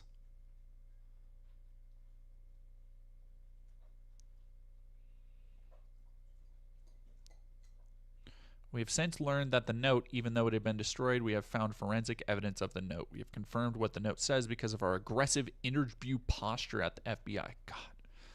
What does the aggressive interview posture even fucking mean?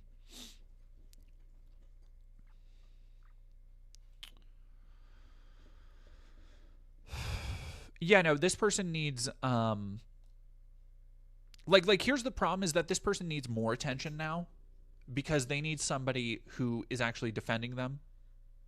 Like if this were a conservative who's being doxxed like this, they would have veterans standing guard outside and they would have volunteers coming from states away to make sure no libtards get in there and all that bullshit. But this is somebody who's going to be left defenseless. Somebody who didn't ask for this to happen. Somebody who is ultimately blameless.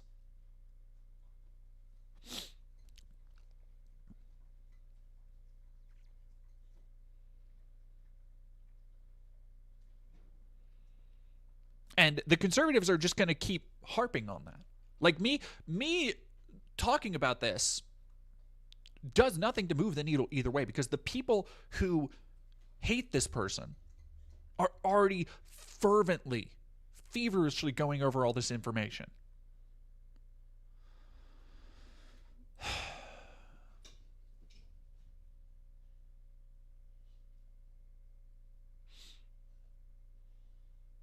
I love how he has to at Mr. Andy. He has to put his fucking watermark. God, all of these influencer freaks just do the same shit. $5 from Nehemia. Thank you very much.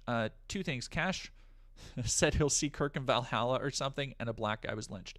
So I haven't talked about the University of Mississippi hanging yet because I have not seen any proof of it not being a suicide. Except for the, like, again, one of those things where I look at it and I'm like, in what world would somebody kill themselves that way? 2 unrelated black men in the same town? What?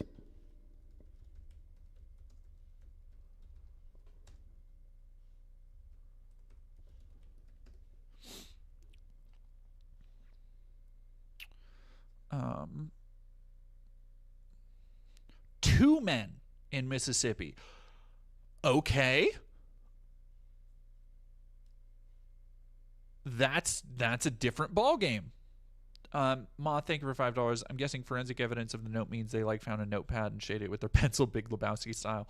I wouldn't put it past Cash Patel to fucking. Cash Patel seems like he rolls around with one of those like spy kits they made for 10-year-olds in 2003.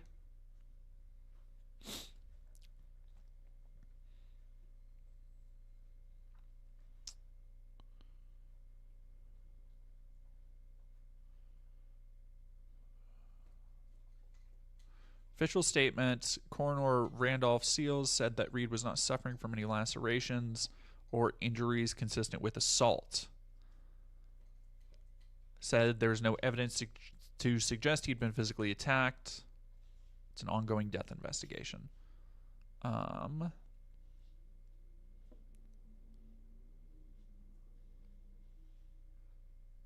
State response.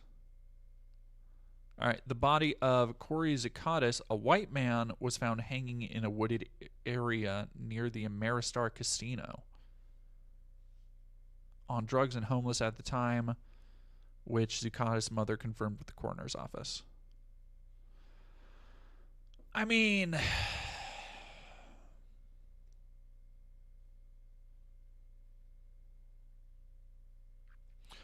we need more info on this. Like it is the timing is incredibly suspicious when you consider that how many historical black universities in the wake of Charlie Kirk's death have been getting bomb threats, have been getting death threats, have been getting threats of stochastic terrorism because, shocker, that's what Charlie Kirk fans are all about. But at the same time, I cannot get on here in good faith, talk about how, all these conservatives are jumping to these conclusions without having facts and then jump to a conclusion without having all the facts. Because I'm not an investigator on this.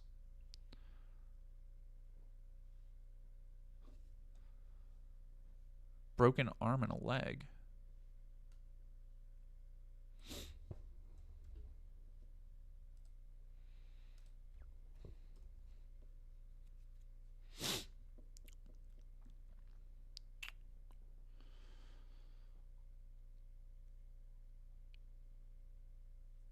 Social media is abuzz with chatter as bones were broken. So I have to go with the fucking coroner's office that they did not find any broken bones. If it comes out later, so what they said is that there's an investigator working the case, and they will find if there are inconsistencies with the coroner report, with the autopsy, all that shit. Oh yeah, no, that the Forgiato blow thing, though, we are going to talk about.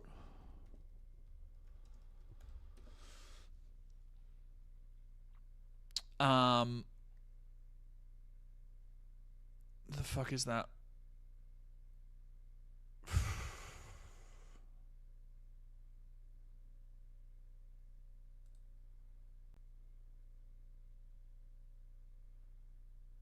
Yeah, let me go to YouTube.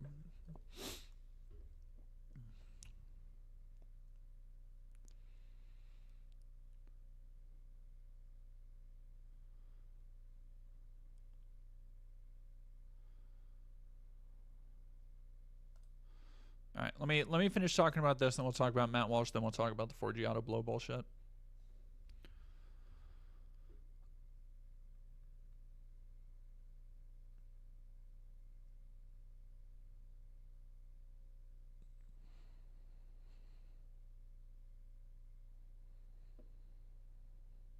And don't forget, if you would like to help me and my partner be able to eat without worrying too much tonight, I would appreciate. Thank you, by the way. I'm just looking. People have donated already. I appreciate it, y'all, so fucking much. It's been a weird couple of days because I went from having like no spoons and no beans. These are my dumbass terms that I use to describe my emotional state. I'm Sable, I promise.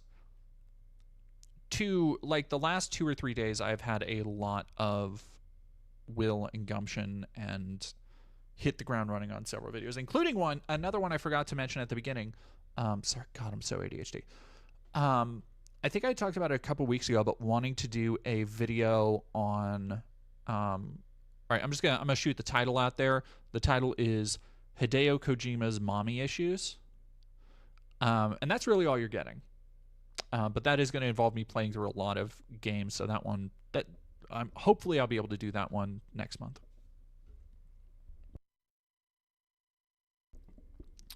All right. Radical leftist groups. One unnamed group had scrubbed its social media.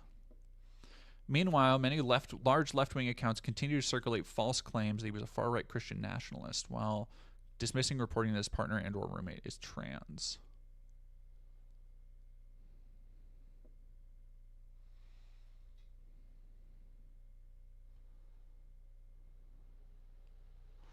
After the press conference on Tuesday, ABC News' Matt Gutman characterized the relationship as a touching and intimate trans love story. Yeah, I mean, before he fucking shot somebody, kinda. I don't know, they were, like, if you remove the murder, they're kind of cute. I don't know. Antifa propaganda messaging on some of them. God, you're such a fucking liar, dude. You're such a weaselly little shit. God, I fucking hate this little fucker.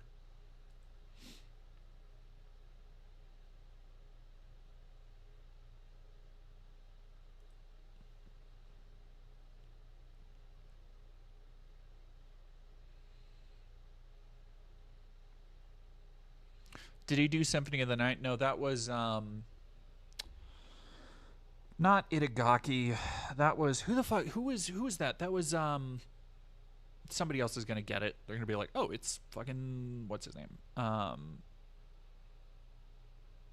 can't remember all the auteur Japanese game directors.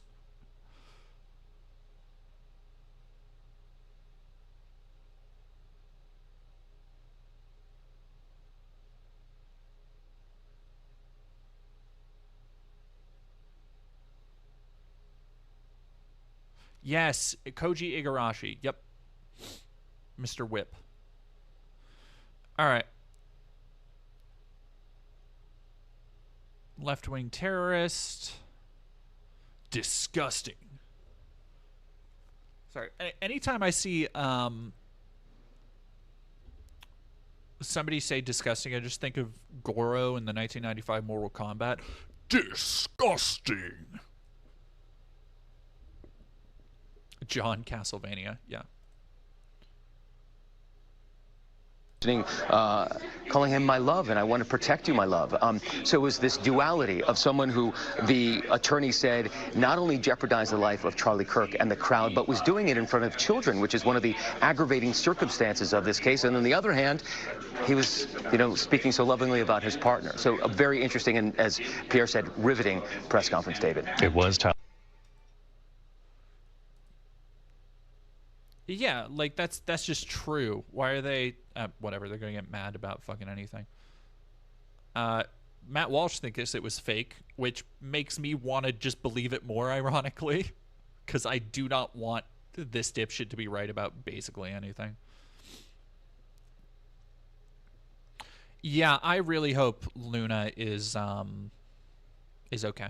And again, if you I have 1,000 viewers right now. Odds are small, but last time I was like, hey, if anybody knows this person, somebody did get me into contact with Vivian Wilson. So if anybody does know Luna or anybody associated with that friend group, please have them reach out to me privately, whether that's on Discord, Twitter, whatever.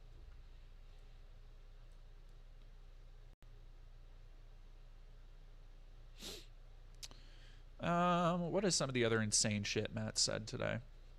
Here we go. This was left-wing LGBT terrorism. There was never much doubt. There's a lot of doubt because it's not. Now there is none at all. All left-wing terror networks must be crushed. All of the terrorists and their helpers and funders must be arrested, prosecuted, and put to death. Now,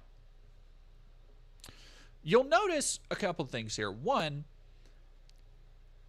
we don't really have a definition of any left-wing terror networks or groups in the country. We have plenty of right-wing terror groups and networks we know about. We don't have any that would be called radical left terror networks. So it kind of leads the viewer to the assumption that Matt's just more talking about anybody who can randomly be called a terrorist, which to him, to people like him, to conservatives now, this redefining of what somebody supports or how somebody supports it in the wake of so many people being fired kind of basically, like, it leads me to this assumption that he means anybody who is trans or just supports trans people is kind of how it feels.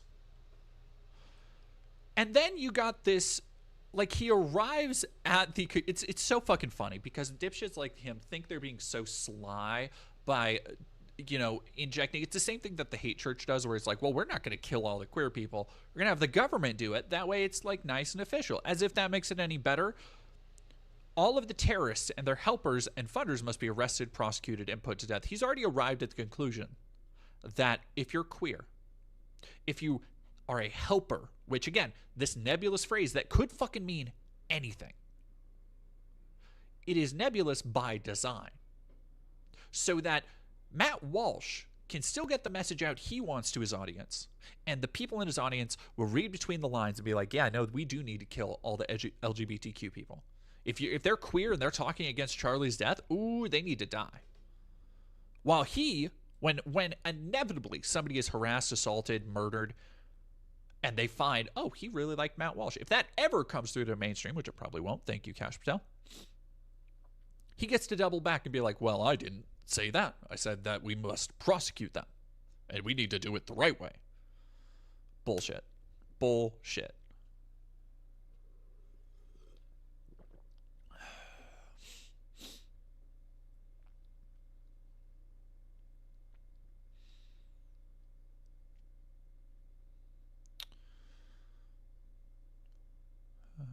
Happening now. Matt, Ben, and Knowles remember Charlie on the Charlie Kirk show. Fucking gag me with a spoon.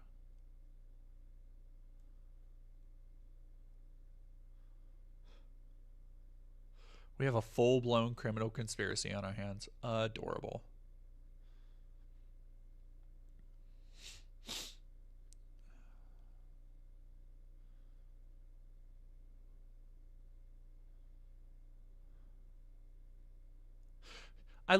God, just, he has no ability to, like, self-reflect, right? Between this hate speech nonsense and Epstein, Pam Bondi has committed two of the most egregious errors we've ever seen from an attorney general. How many seismic fuck-ups will Trump permit before he cuts her loose? Is this a 10 strikes and you're out deal or what? Dude, it's working by design. The party that you support, the people you support, are doing what you elected them to do, what you knew they would do, you fucking moron. You are just so stupid and deluded, you're still believing that they're, well, that's weird, they're not supposed to do that. Yes, they are!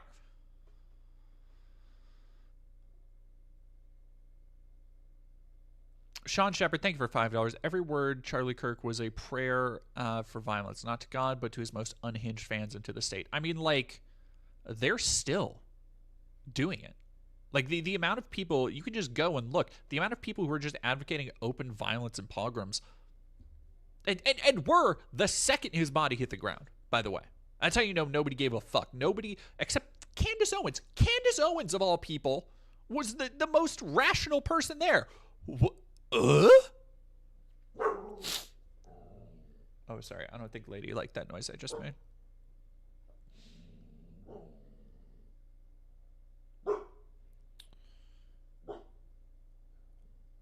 Yeah, let's hear how leftists, ooh, no, we should, actually, people should totally be canceled because, reasons. Difference is that the left will cancel you for saying objectively true, good, and normal things. To the extent that the right cancels you. I need to, so that was something I retweeted. Matt wants to say that the left, leftist people, they'll cancel you for saying stuff that's just normal. Just what you fucking want. The last time, and you can go look at his channel right now. The videos are still up. The last time he talked about people getting canceled and praised somebody for resisting cancel culture was the meth head cracker ass white woman who called a child the N-word. Again, sometimes they just let it slip out a little bit too much. Matt he's so dangerously close to overplaying his hand.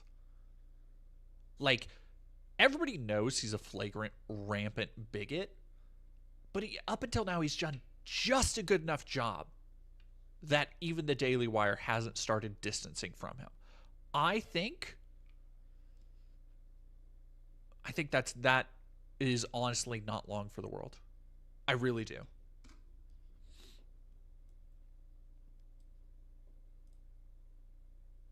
It'll be for saying objectively abhorrent, perverse, and sick things. And this distinction matters. No, it doesn't. As I've said for years, the problem with the left's attack... You either have free speech or you don't. You either have free speech or you don't. And I am all for the idea of social consequences. But that is different than government-sanctioned consequences. The idea of somebody ostracizing you for having a personal opinion, of a business not wanting to serve you even, that's fine. That's social consequence. That is something that society has enabled and created to keep everybody in check for a long time. The difference here is that there is a concentrated ideological mission coming from the government down to mandate and restrict free speech. It has nothing to do with a difference of opinion. It is just any opinion that goes outside of a accepted narrative, which here being Charlie Kirk was a fucking saint and everybody needs to worship at his feet, otherwise you're a traitor and not patriotic. Like, Nancy Mace is trying to censure Ilhan Omar. Do y'all remember a couple months ago, I predicted, and I don't like to do the whole, well, I predicted this because it makes me sound like Alex Jones. But I predicted, like, I think we really might see a sitting representative get deported this year. That's what they're trying to do now. That's the part we've reached.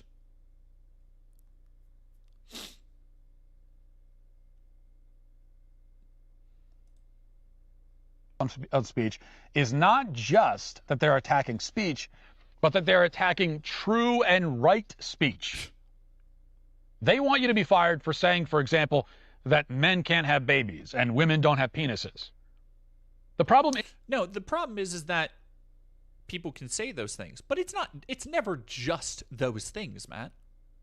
Like, when people say that, there is a vitriol ascribed to it. There is people like Nancy Mace who don't just say those things as if they're an opinion. They're a wrong opinion to have.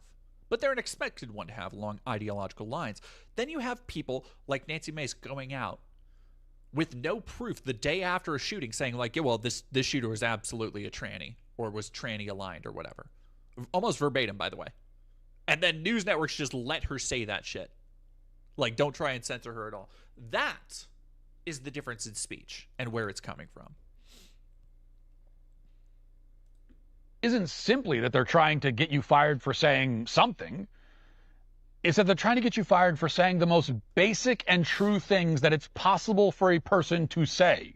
This is not true. The left's war on speech is not a war just on speech. It's a war on truth. They want to punish truth. And that will always be worse. Obviously, significantly worse. There is a difference in kind between the statement, men aren't women, and the statement, Charlie Kirk deserved to die because he was a fascist, Nazi, racist bigot. What's the difference? Well, the first statement is the most obviously true thing that anyone can ever say. The second statement is a demented, deranged, perverse, sick, evil, wicked, horrendous. And it doesn't fucking matter.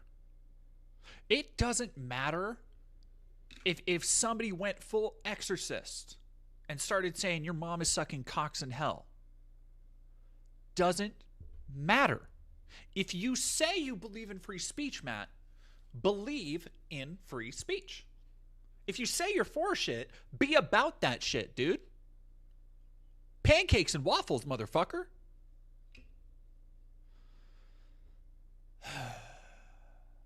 Michelle Marty, I need some hope. I'm really struggling.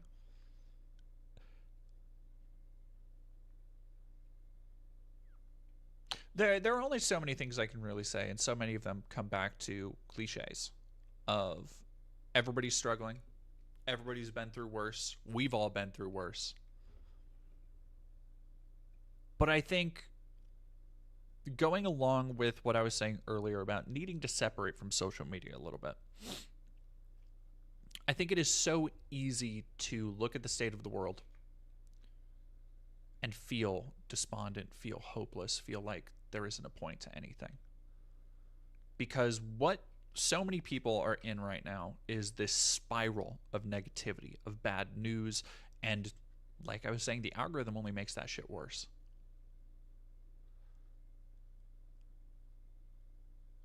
The best advice I can give is to even click off this stream. If this is stressing you out, turn your phone off. Get off the stream. Spend time with a loved one.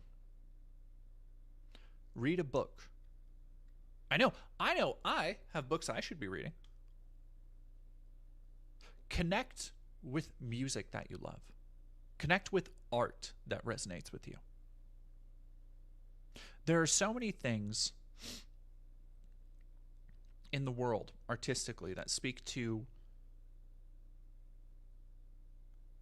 the common humanity of experiences. This is something I've been writing about for my AI piece. There's this moment, and again, this is all fresh in my head because I wrote about it today. There's this moment in Fahrenheit 451 where the main character, so if you don't know hey. You are fine. Stop it. Come here. Yes, you are fine. Stop it. There's a moment in Fahrenheit 451 where the main character, if you don't know the concept, it's a future where books and knowledge are banned, and there's no such thing as like challenging art. Everything is just kind of easily digestible goop. And there's a moment where the main character reads a book of poetry to a group of, like a friend group of his wife's friends. And so many of them just don't react. They don't really know how to react to poetry or art. Except one of them, no spoilers,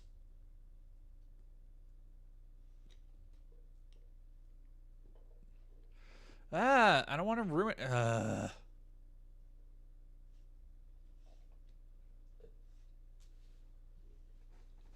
Have you read the poem Chat GPT fucks my wife? No. Anyway, the point is that there are so many examples throughout history of art resonating with us because I think it captures something about the human experience that a lot of times we ourselves have a hard time capturing. And I think that includes the bad. I think life is a mixture of the good with the bad, and sometimes there's going to be a lot of bad. In fact, society kind of just moves on an arc of things getting worse for a lot of people. But along with that, there's also the good. There are things that are worth remembering, things that are worth experiencing, things that are worth fighting for. So if I have any advice to give people, it's to do what I did for a couple days. Take time away from it. And I did not detach completely. I'm a bit of a hypocrite there. I kind of can't because I have to find stories and sources and all that shit, and I'm doing research. But there are so many aspects of life that go beyond the struggles we are all facing together. And you deserve to feel those. You deserve to take time to yourself. If not to give yourself space to process the trauma of everything that's happening, which, by the way, we are living through several mass traumas compacted on top of each other. That's what's happening here. I think so many people have not begun to process the gravity of what seeing Charlie Kirk's death up close could do. Like, that's the kind of shit that, you know, would get passed around live leak.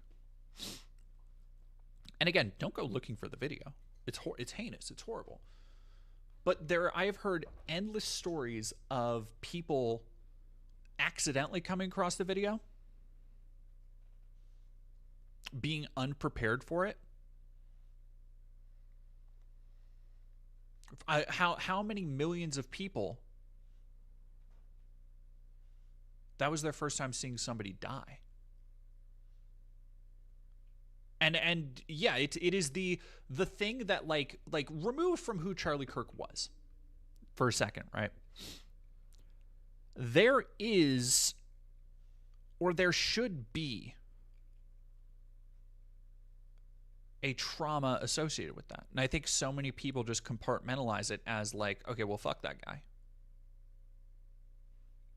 Fuck that dude. He deserved it. Or, you know, I'm not going to cry over a fascist. And it's less to do with him being a fascist. It's less to do with him being a propagandist. Because, yeah, I don't really care about that. But it is... This kind of death is not something that was normalized. Like, it's another thing that I think our modern infrastructure is not ready to take on, this new world where we are just fucking seeing our Bud Dwyer style videos, and the government is tweeting out videos of fucking drone striking Venezuelan ships as though Twitter is just live leak now. Like, the United States government is culpable in that shit. And nobody is really acknowledging that or taking a minute to just be like, this is fucked up. Like, I think so many people, like, that we are so overstimulated with everything that people acknowledge it and move on before they realize that they might have acknowledged it, but they haven't processed any of this shit.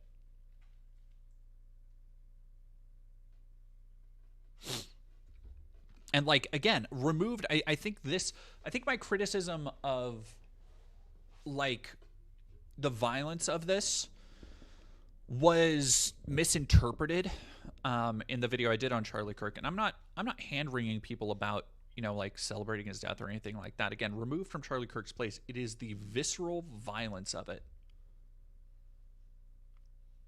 that is not something that we should celebrate.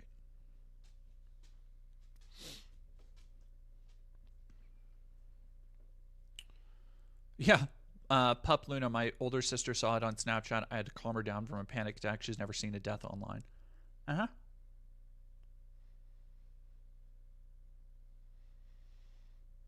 It's... Yeah, you're right. They gentrified shock videos on Twitter. Yeah. Basically.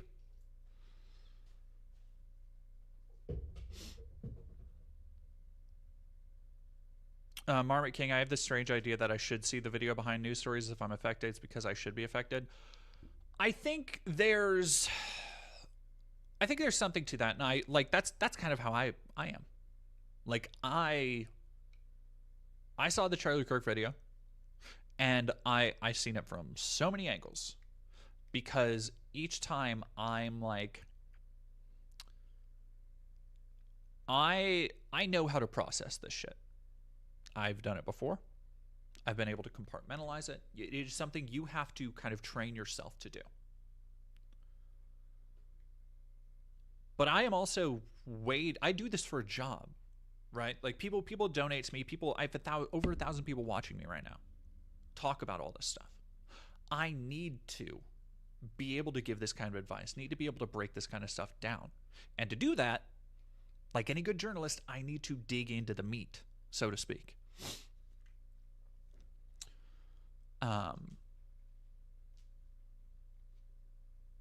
Is it weird that I felt nothing in my defense? I've seen a person crumpled to nothing in a car right in front of me 3 years ago. I feel nothing ever since. That's trauma. That's that trauma shit. That's yeah, Schlepp, the 4chanification of American society. Yeah, Jay of Arts. To be honest, y'all saying you're desensitized, I'm genuinely glad you weren't as affected, but it's still not good that you've seen so much as kids, young people. Yeah. That is still trauma. The Israeli occupation of Palestine was broadcasted to me ever since childhood. That's another fucking thing. That is like, that is compounding generations of trauma. And nobody's fucking wanting to process that. Unless you are one of the people on the left who are still trying to draw any kind of attention to it.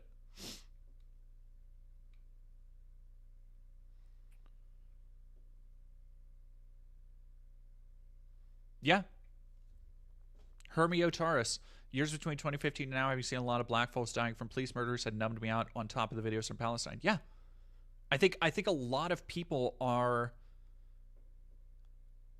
like, again, these compounding factors where we have become so, it's a lot like school shootings, where we've just become, I think, one of the things that really, I think, was the start of me breaking with the right wing from my very conservative Christian upbringing was Sandy Hook, and seeing the reaction to that, and just the inhumanity of me, who was still in school at the time. I think I was in high school. What was that? That was 2011. So yeah, I would have been a sophomore in high school. So within recent memory, I still would have been in middle school, grade school, like in the previous decade. And so it was the inhumanity of reading those stories, thinking about all those kids dead, and seeing people, the first thing they jumped to was defense of, like, oh no, we have to defend the Second Amendment. There needs to be actually more guns at the school.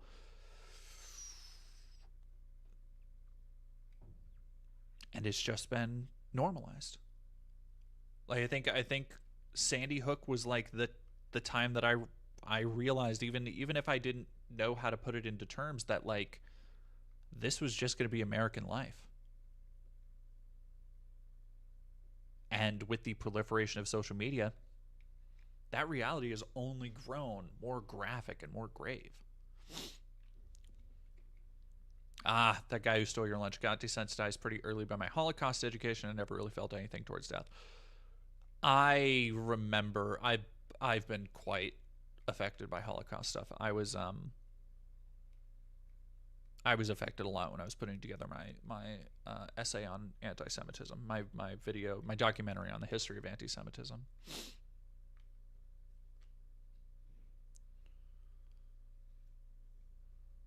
Why is America alone being so confused about guns?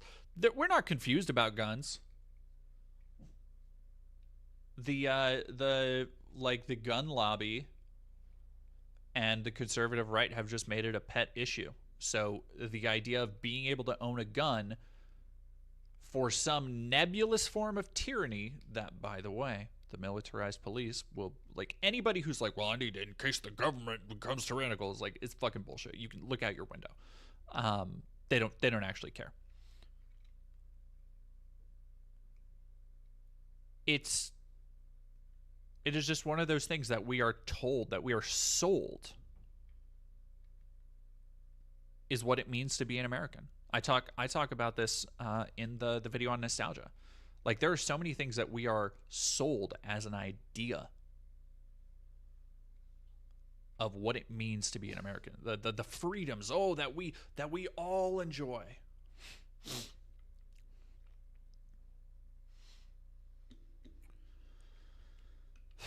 And, like, hey, you know what? I'll give props where it's due. Charlie Kirk. What was that thing he said about, it's worth it to have a couple school shootings to keep the Second Amendment? Hey, his words, not mine. But I'm sorry, I may be fucking censured or put in the Hague for that, apparently now. Blah, blah, blah.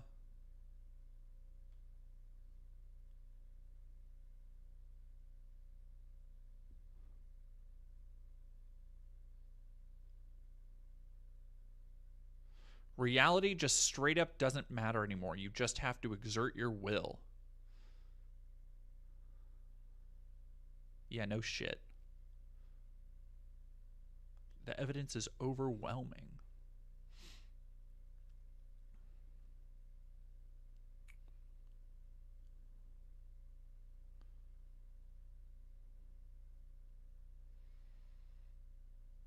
What's going I love God, Matt Walsh reposting this is the most brain fried fucking thing ever.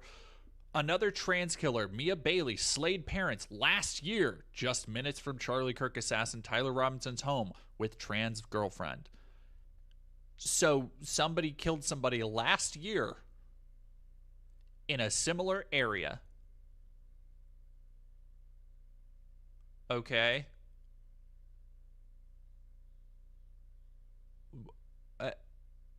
Who gives a fuck?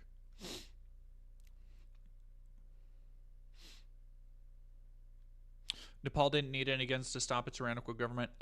But you fool, you have forgotten that we are in fact far more cucked than almost any other country, and have a fully militarized police that will just murder people without any fear of reprisal.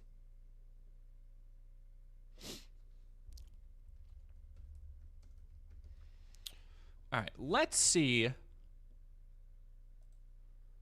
Let's see. I have some other stuff. Is there only one thing up? Okay, fine.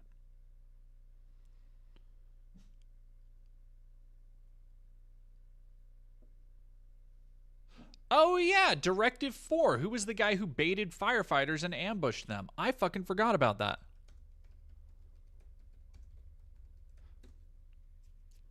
He was a conservative, wasn't he? Wes Rowley, yep.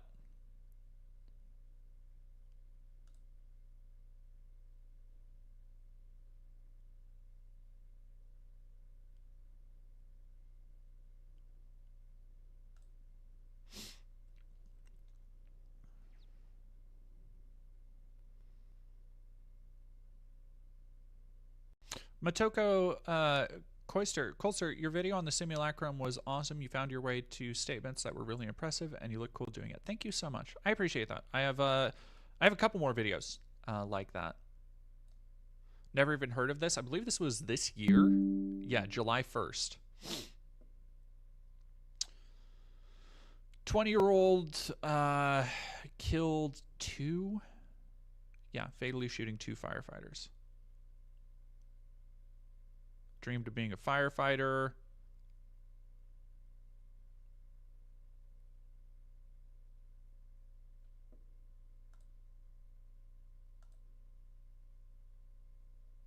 '20-year-old had ties to California, Arizona, and Idaho.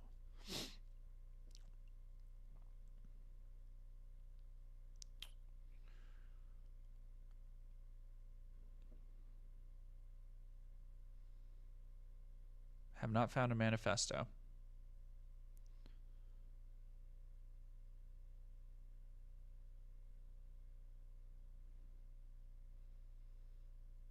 Yeah, it's just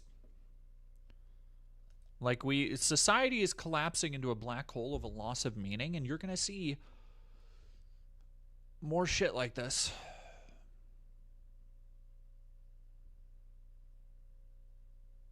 Yeah, God.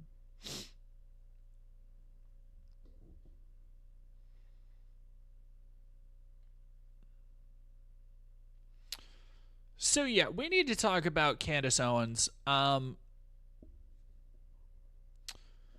because Candace is okay. So Candace Owens has been unstable for a while.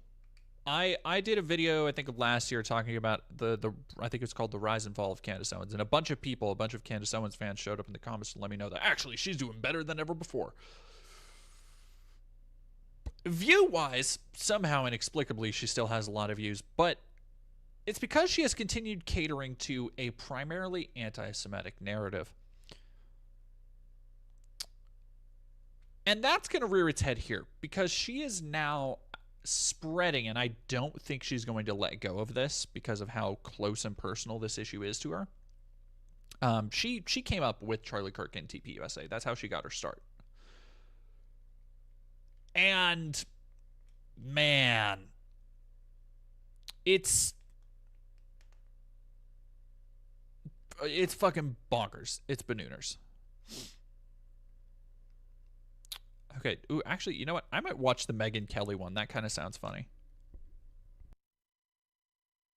I'm going to lay out what happens, what's going on here with Candace, Bibi Netanyahu, and Bill Ackman, because it kind of leads up to something that happened between Charlie and me on this show about a month ago, August 6th.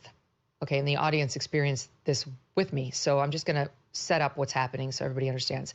Bibi Netanyahu went on Fox News on September 11th, the day after Charlie was shot, and commented on the loss of the man he said was his friend. And here's that in SOT 1 in part. He was an extraordinary friend. He said, he wrote me a letter on May 2nd this year. He said, one of my greatest joys as a Christian is advocating for Israel and forming alliances to defend Judeo-Christian civilization. A few weeks before the tragedy yesterday, I called him and I spoke to him and I said, please come to Israel. I invited him to Israel. And sadly, that visit will not take place. But he was a defender of our common Judeo-Christian civilization. He was unbelievably excited to walk in the footsteps of Jesus here. He valued our bond, the bond between America and Israel. Okay, so Candace, who's been critical of Israel in this conflict, did not appreciate. So Megyn is giving Candace already way too much credit. Candace has not been critical. She's been blatantly, wildly anti-Semitic and buying into, like, so we watched her video a year ago now, where she just fully buys into bizarre Holocaust revisionism and old shit. Now, the thing with Megyn, or the thing with Candace, sorry, is that a lot of this is how do I say this without sounding like I'm buying into this bullshit? There are so many things that if I were more conspiracy minded are fucking weird about this. And again, I'm chalking it up to just like the most likely answer is that it is just coincidence. But the fact that Benjamin Netanyahu was one of the first people to tweet about Charlie's death almost at the same time as Trump. There was apparently a mysterious unmarked plane that left a nearby airport that didn't have tracking on it. All sorts of other like little tiny things that you can easily look to if you are so inclined to be like, oh, well, obvious this means Mossad got back at Charlie because he was gonna come blow the whole thing wide open because Benjamin Netanyahu was threatening him and he was gonna turn it down. And like, I don't fucking believe that. Like, of all the people to kill, Israel is going to go after somebody who has, up until now, been a pretty steadfast ally, as opposed to someone who's actually incendiary, who actually spreads noxious anti-Semitism and is constantly talking about Jewish conspiracies and blood libel bullshit, like Nick Fuentes. Like, you're going to tell me you go after Charlie, but not like, okay, whatever. Golga sends her regards, was heard from the rooftop. That's crazy. That's crazy.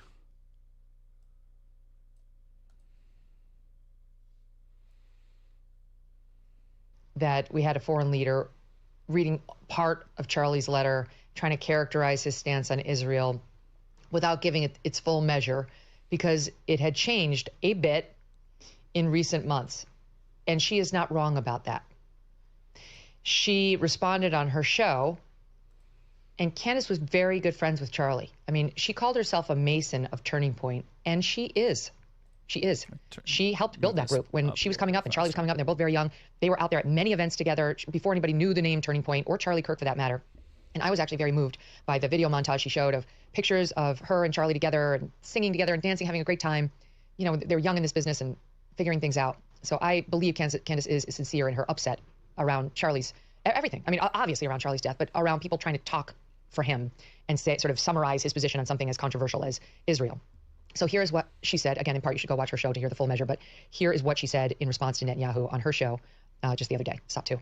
No, there definitely is a little bit more to the story. First and foremost, that letter he is holding up, he is severely misrepresenting. Those sentences are real, but I am calling upon Bibi Netanyahu, the dear friend to Charlie Kirk, to publish the letter's entire contents. Like, don't start with just 2 sentences. Publish the entire thing. You're holding it.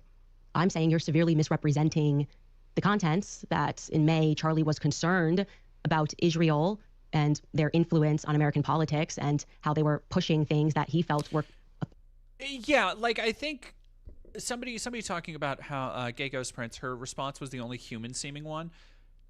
Another very weird thing, because Candace Owens is a very stupid person. Where a lot of people are more driven by ideology, however, she is driven by emotion. Like, she will just go with whatever seems right. Whatever seems that you need to question it. Whatever a narrative, like, ooh, this doesn't sit right with me for some reason. And then go from there. She's very dumb. She's an easily led rube. Like, you could sell her oxygen in a room.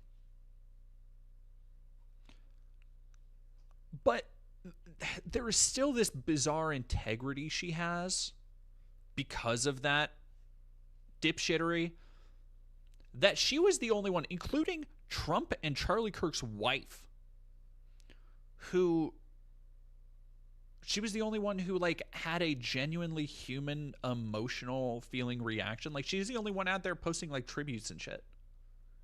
In a way that made me, again, like, it made me feel more bad for Charlie Kirk again. It's like, this is the person who's sticking up for you in death. This is the person. Not your, certainly not the fucking president.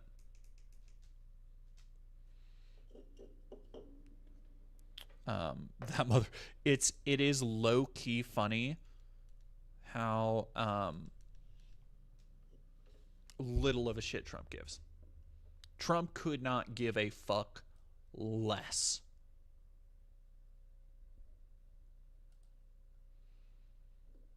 In conflict with his beliefs, free speech here in America. Bibi's holding it up like Charlie just in May said, hey, you know what? I just want to write a love letter to Israel. That's how it was presented. Would you guys agree? That's not how it happened. So she's basically suggesting he's leaving out an important piece of Charlie's evolution on Israel. She went on to talk about, and this is the first I'd heard this news, a meeting that Charlie had at the home of Bill Ackman in the Hamptons on October 5th. August 5th, with a bunch of influencers. No, somebody's saying he talks so bad on black women too. Black men too. But you have all of these people, like Officer Tatum came out, and because some of there were a couple black preachers talking about how, like, this motherfucker does not deserve. This last Sunday they had services about, like, this was not a good man. He spread racial hate and division. He should not be compared with Dr. King. And then you had I am quoting his words to give you the exact intonation, but Officer Tatum referred to these black preachers and community leaders who were speaking out against Charlie Kirk as, and I quote, low-class Negroes. That is his. I want to make it clear. I don't use that word. That was a word another black man used to describe people who were criticizing a racist. And look, I have to be really careful as a white, as a as someone melanatedly challenged, let's say, I have to be really careful about how I discuss subjects like this, because a lot of the time it's not really my place to designate in a community of people like who is or isn't. Like I can call Breonna, let me put it this way. I can call Brianna Wu or Blair White a pick me.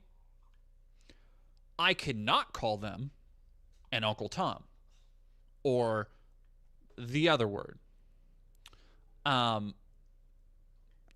But I can think it. I can think, yeah, I expected an Uncle Ruckus type thing like that. Yeah. Or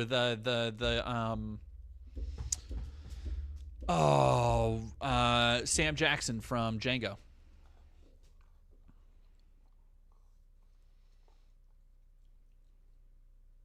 As someone with acute melanin deficiency. Yeah, it is like, it's gross. It's like there are a lot of people like that. There was him, there was the other Terrence, I always want to say Terrence Howard, but it's not Terrence Howard. Terrence, I forget him. I find him incredibly grating. God, what are Diamond and Silk up to? Well, okay, what's one of them up to? Yeah, Black Clover. Yeah, Black Clover 95. You got it. Again, I can't say that. I'm assuming based on your username, you can say that. It's just like there's this weird insular narrative. And again, it's weird to me and I say weird as in like it's hard for me to parse, not that I actually find it strange. There's this narrative in Black conservative communities of being like one of the good ones, so to speak. And there has been so much rallying around Charlie as all of these videos of him saying incredibly racist shit, constantly racist shit, continue to come out. And you have people like Candace Owens, who I feel the need to remind people, Candace Owens was the actual victim of an actual hate crime. And somehow still warped it in her brain that the kids in, I think it was high school, who left messages calling her the N-word on her phone to harass her over something, she will still go and talk to people and interview people about that and be like, well, that, yeah, I don't know what was in their heart. They might not have been hateful. Like that is the brain space they are operating from. And I cannot fathom this kind of, like, again, as I am a simple white trans person, but I can't fathom that kind of lack of self-respect, that kind of like, and I see it a little bit with Brianna Wu and Brianna Wu's dumbass, like, let me go look up.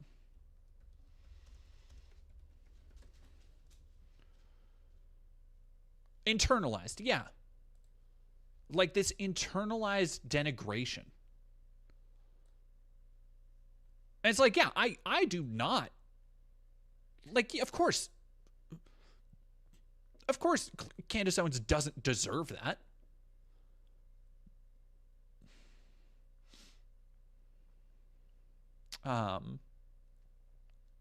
Fucking wild to me that Brianna Wu still has former candidate for U.S. House in there.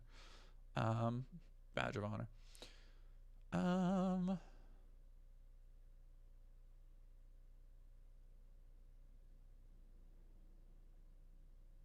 Terrorism only hurts the vulnerable people. True with Palestine. Oh, you fucking, you real see you next Tuesday. Oh.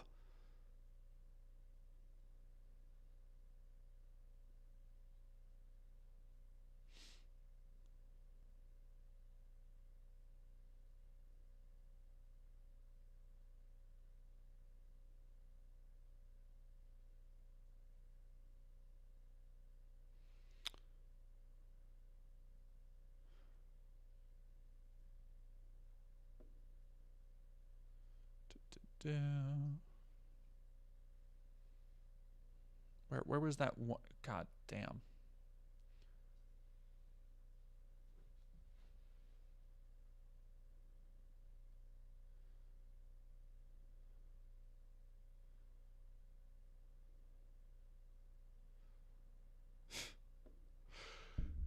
The temerity. The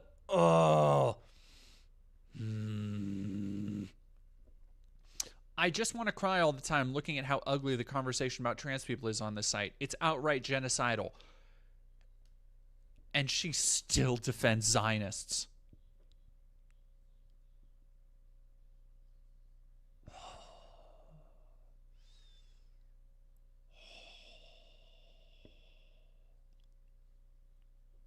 She wants to. She's on her team.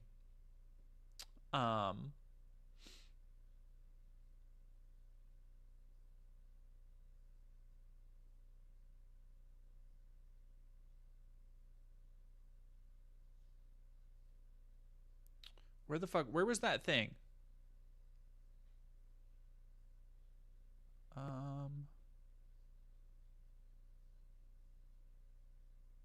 Nihilistic terrorism. Yeah, he just does have no fucking idea what's happening.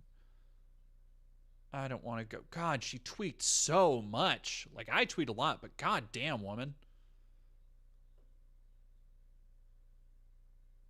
Where the fuck?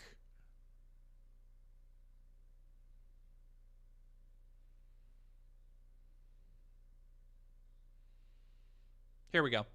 I'm a trans woman. I'm not violent. I do not like guns. I have a job. I've been married monogamously for 17 years, and I love our country. Please don't hurt me. I have nothing to do with this atrocity.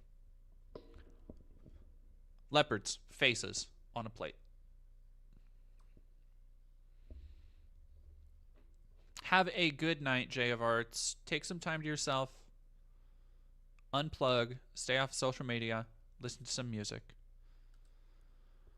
As it was described by Bill Ackman later, some of whom he said were pro-Israel and some of whom he said maybe not so much.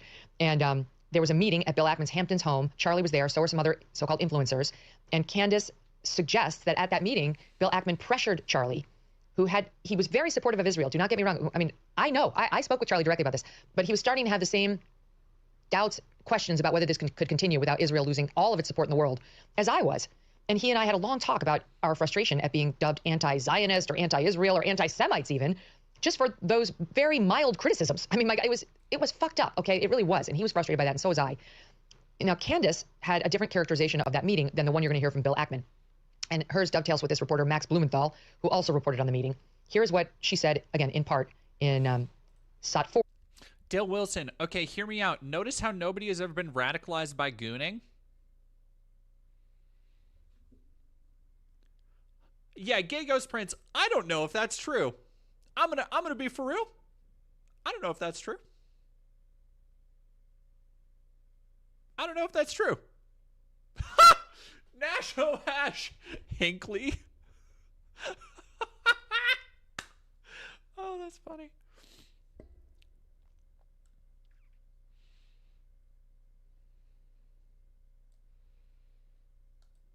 Where she said they had this meeting, and she suggested that meeting with Bibi occurred while Charlie was at that meeting at Bill Ackman's house in the Hamptons. A couple of weeks ago, before Charlie lost his life, Charlie was in the Hamptons, and he had more than one event, but he had essentially... Yeah, no, that's... Well, okay, whoa, hey, eidetic X, gooning leads to groiping. Let's not say anything ridiculous here, okay? Excuse me, some of my best... Hey, excuse me? Some of my best friends are gooners, actually. Oh, God, Pyro Guy, BNWO has entered the chat.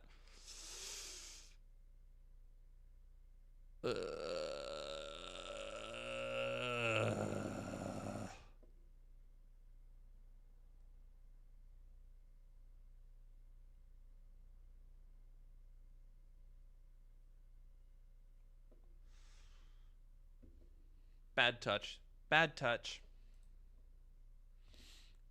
What was staged, an intervention was staged by Bill Ackman, because Charlie's thoughts, Denpo Ure, thank you for following, and Lou Biffo, thank you for following. Rational thoughts about Israel were a no-no. This is not the route that you should be going on. And Charlie was surrounded by his friends, his quote-unquote friends. Bill Ackman was very upset, and threats were made. It was at this time that Bibi Netanyahu was called, and Charlie was invited to Israel. This was an under duress situation, I would say. And I know that Charlie was offered a ton of money in this moment. A ton of money. Bibi would fund it, you know, spend tons of money. And Turning Point, I guess, if it needed to go to a higher level, would have gone to an even higher level than it already was at. And I know for a fact that... Yeah, also, like, let's not knock Gooners. Like, every time Matt Walsh quote tweets me, Gooners boost my OnlyFans income, like, 30%. Finite Curve, thank you for $10. Smarts, Courage, Beauty, super sexy. Would love to see a sword and shield. Look, you warrior for the people. Thank you for what you do, the dangers you put yourself in. Blackie Lawless for president. Thank you very much, Finite Curve. I appreciate it. Charlie denied that funding. That Charlie denied, and what Bibi didn't include there, he declined to go to Israel. Okay, here's more. This Max Blumenthal reporting, he writes for his own outlet called Gray Zone. He used to work for the Daily Beast. The Nation Media Matters, which explains why in his reporting he referred to... Oh man, people are discovering things about themselves and the world right now in chat, and it would be beautiful if it wasn't so awful. Directive 4, wait, what the threshold where you're just a normal viewer of smut and when you're a gooner? God, why do I have to talk about this? All right, whoever brought up gooning, you're grounded. No cookie for you. Gooning is... There is a level of extremity that gooning necessitates. Like, there is a overdose of porn and smut that is, like, key to the gooning operation. Again, I'm friends with a lot of porn stars. Not a lot. I'm friends with some porn stars. And they know more about this stuff than I do. But there is a, like, the goon cave setup aspect, all that shit, like, gooning compilations. There's, like, work that goes into it that is crazy to me. Whereas I feel just looking at smut is, you know, fairly self-evident. Like, gooning, I think, is more of a, like, it needs to be a multi-screen situation. And Camington Bear just Googled BNWO, someone kill me. That's the correct reaction. That's the right way to talk about it. Oh, God. William Elliott, BNWO is what I had to talk a dude down from on Sniffies. I hate it. Why are there weirdos into this? I'm not a fan. It is...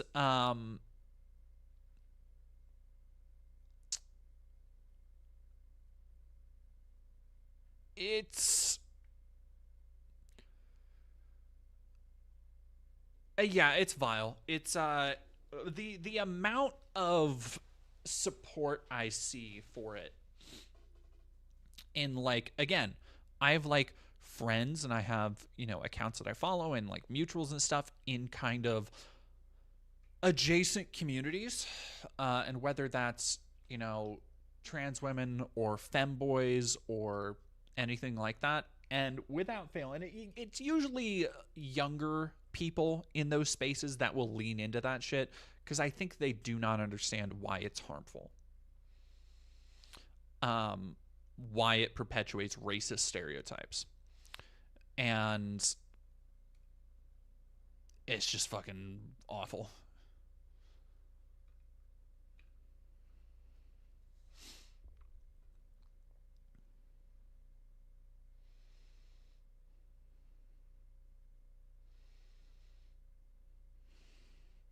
Mopo, BNWO was great when Hulk Hogan joined, changed wrestling forever.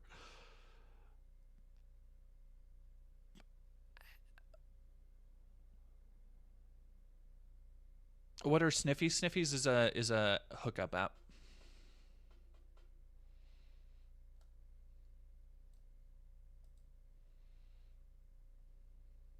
Me as an anti-Zionist. Wrong, Max. I'm totally a Zionist. I completely believe in Israel's right to exist, and I've defended their right to defend themselves after the disgusting, horrendous terrorist attack on them in 2023. So get it straight. But in any event, he too reported that the Ackman outing was an intervention he used, during which sources say he and others hammered Charlie, that Charlie came away fretting about Israeli blackmail, He says he's spoken to 5 people with intimate knowledge of Kirk's meeting, and that he alleged that Ackman personally confronted Kirk about his views on Israel. An unknown British woman joined in the argument. Wait. Did Robert Evans do a Sniffies ad read? I could probably get if I could probably get a Sniffies ad read. I wonder.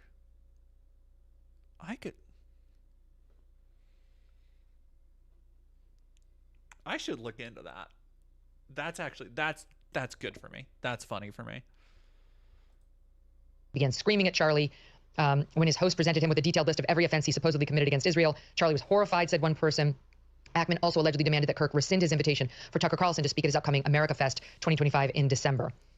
Ackman, he came under fire too because he had tweeted out recently, "I feel incredibly privileged to have spent a day and shared a meal with Charlie Kirk in the summer. He was a giant of a man." And once again, Candace and others suggesting that that's not the whole story, because if he really was threatening Charlie, that's a weird tweet, an incomplete tweet. Now, Bill Ackman responds, as only Bill Ackman can. We'd be here for another 3 hours if I read you his whole response. As you guys know, the Ackman tweets are just legendary for their 49 paragraphs minimum. But this one deserved a bit of a response because he's being accused of something pretty vile. And he described these accounts as totally false. I think I can easily put this to bed. He promised I have receipts, as they say. He did not abide when asked to provide the so-called receipts, reports Max Blumenthal. What have I unleashed? But Ackman did go on X and said, "I've been slandered by Candace Owens."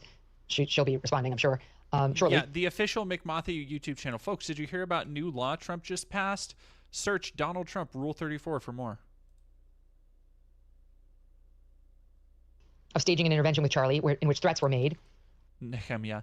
Yes, we've been naughty. He says it's not true. At no time have I ever threatened Charlie, Turning Point, or anyone associated with him. I've never blackmailed anyone, let alone Charlie. I've never offered Charlie or Turning Point any money in an attempt to influence them. I connected with Charlie when he had DM'd me in late May of this year and expressed interest in meeting me. On the Zoom, he explained to me that conservatives, in particular young ones, were getting tired of defending Israel, and this was very concerning to him. He suggested, Bill Ackman says, Charlie, that recruiting a group of junior Charlie Kirks who could host open mic sessions on college campuses would be an effective way to encourage debate on a host of issues, an approach he believed to be worthy of consideration. Directive 4. I'm not touching that with a 10-foot pole. And better enable students to get to the truth. I was interested in learning more. We scheduled a series of conference calls between Turning Point staff members and members of my team, and then we assembled this diverse group of influencers for a day-and-a-half session. We chose the afternoon of August 4th to the afternoon of August 5th for the convening. Charlie, members of my team worked to put together. I offered to host the sessions so that I could attend some. Charlie sent out the invitations. About 35 or so influencers accepted. Charlie and Turning Point put together the agenda. Some were critical of Israel, some were supportive. At the end, I sat with Charlie and members of my team. We discussed the events of the evening. Charlie believed he had identified a number of potential Turning Point ambassadors who could launch open mic events on campus and would then follow up with them. We agreed to keep in touch thereafter. We corresponded by text over the next few weeks. What? This was not an intervention to blackmail Charlie into adopting certain views on Israel. It was nothing of the sort. Candace did respond in part on X last night, saying, I know feigning victimhood is kind of an Israeli brand thing, but I was clear that Charlie felt blackmailed by the offer to fund TP USA, which he refused, meaning from Netanyahu. No one said Bill Ackman blackmailed Charlie. Try to resist the urge to rewrite history. And she goes on saying people in attendance did characterize it as an intervention. Here is where I'm going with it. Oh, and by the way, I should mention, this is important. Andrew Colvett, who is Charlie's right-hand man at Turning Point, we know him well, wrote the following. I've been asked about this weekend event with Bill Ackman more than a few times now, so I asked our staff who were traveling with Charlie to find out what's true. His team was with him 100% of the time when he was not in his hotel room. Here's what they told me. Bill never yelled at Charlie. Again, everybody's just... I was hoping this would go more into the wildly unhinged anti-Semitism Candace has been going into. But this is just, like, drama. This is YouTuber drama. All of these people, everybody's a fucking influencer. And now, because everybody's an influencer, everybody, like, all of these grown-ass 40, 50, 60-year-old people are just doing YouTube drama with each other and making videos about it. As if it's fucking news.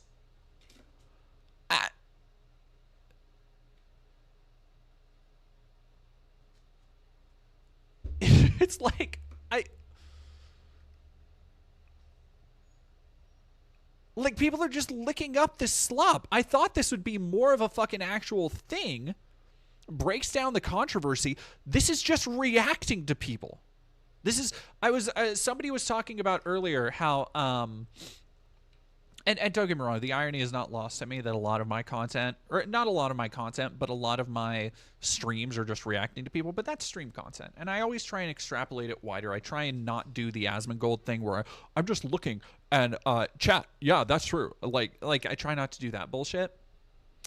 DD Morgan cosplay, when? I already have a Morgan cosplay.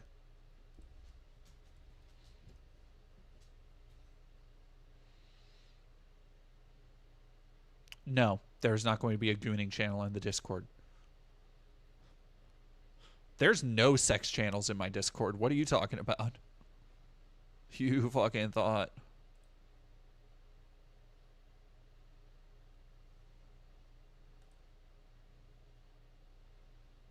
Yeah, there's my Morgan costume.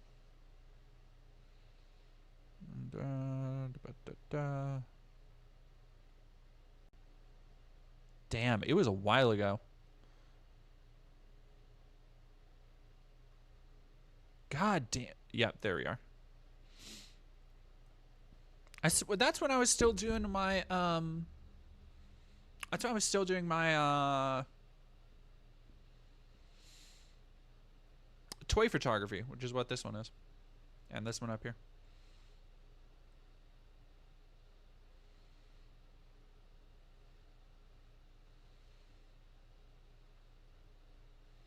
And I was still doing my, oh man, I miss having my side shaved like that. That was a good look. That was a cute look. Yeah, that dress, like, I kind of ate. I'm not gonna lie, I kind of ate there.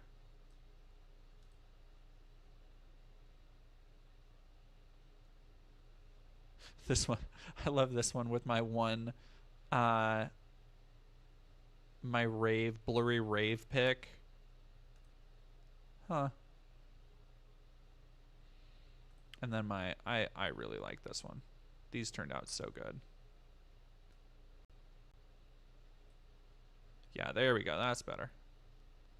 Do I just look at, I haven't gone through my, like, and you can tell this is when I was still learning how to edit, because you can see the hair under the wig popping out a little bit.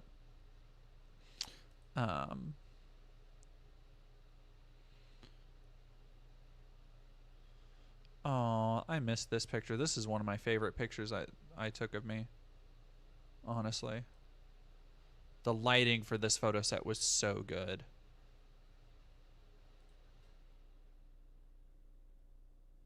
Oh, this is the other one that I really loved.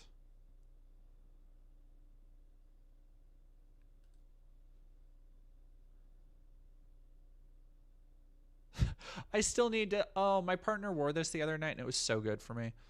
Not for anything, it was for a costume party thing. Juliana, thank you very much for gifting a tier 1 sub to Lane.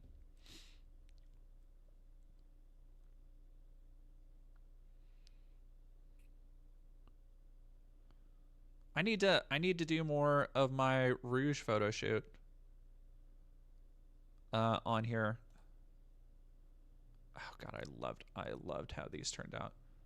These are from the photographer one of the photographer who helped me with this. The Rouge photo shoot, by the way, up now on my OnlyFans, and they are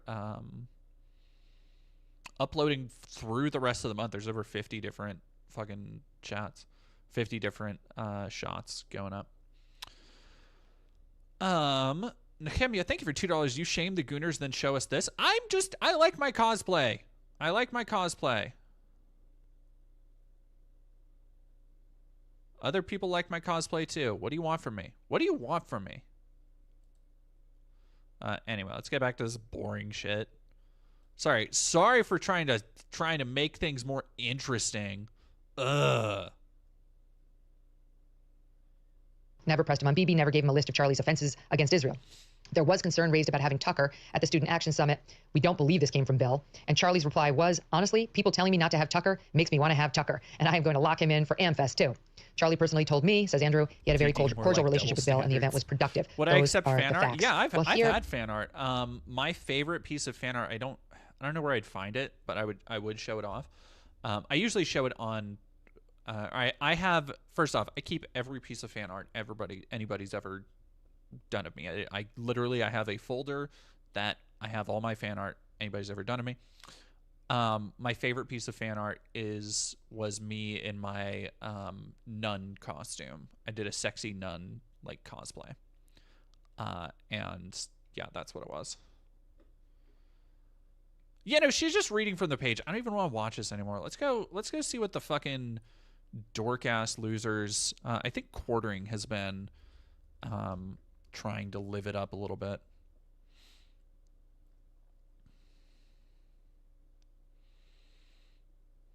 Burgess. Hell yeah. What's no? Koa! Stop it! What?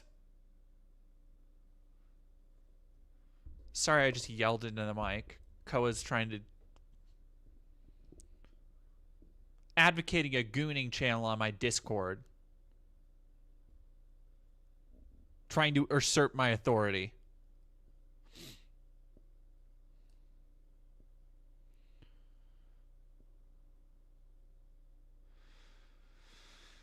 Yeah, look,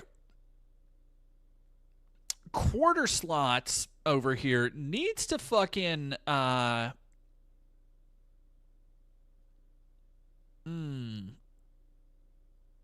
yeah. No, we need to watch the Forgiato Blow thing first. Cause that shit is legitimately insane. Was this good versus evil? Let's get the truth to number one. So this is Forgiato Blow, which for those who remember in my video, I don't remember which one it is in CPAC. I wish I had kept better tabs on when I took pictures with who, because it's featured in my the CPAC videos, both of them. I have pictures I took in my shitty like conservative cosplay. I have pictures that I took with like they were fucking Disneyland mascots. But with Mike Lindell of My Pillow fame, Sebastian Gorka, Michael Knowles, I got a video with him, Forgiato Blow, and alleged sex trafficker and sex pest Tim Ballard. And I think there was one other one I'm missing. No, I think that was about it. But yeah, what a fucking rogues gallery I took pictures with, and it was so funny to see because I hit him with the exact same like half-assed look. God, let me see if I can find a picture really quick, because all right, we're gonna try and look it up.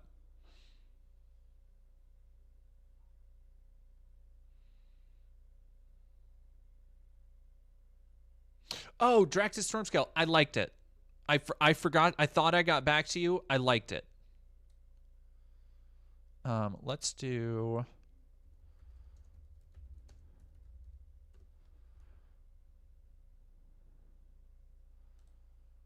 I haven't watched these in so long.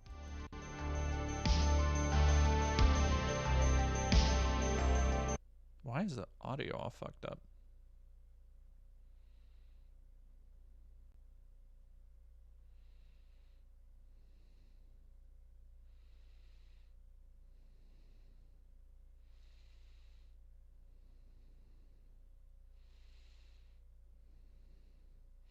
Oh, I still had my Paradise Killer art up in the background. Damn, I still had a bunch of toys and shit too. Damn, I've gotten rid of most of that stuff. Yeah, here's that. Lots of facts, lots of statistics.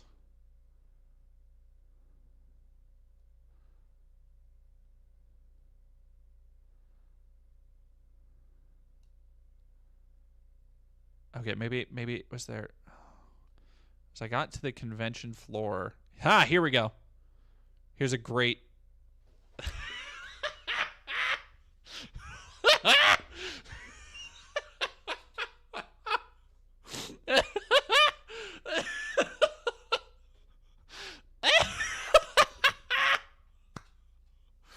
I'm sorry.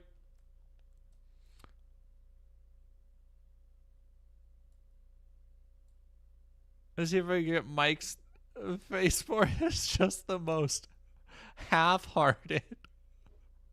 It's just a like, oh my god. No, it's the Mr. Beast smile. That's what I was going for. Oh, so fucking funny. Let's see. I know I have the Forgiato one somewhere.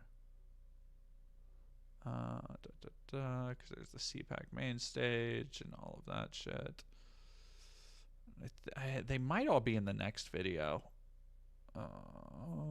Because I really want to show off the Forgiato blow one, because that shit was crazy.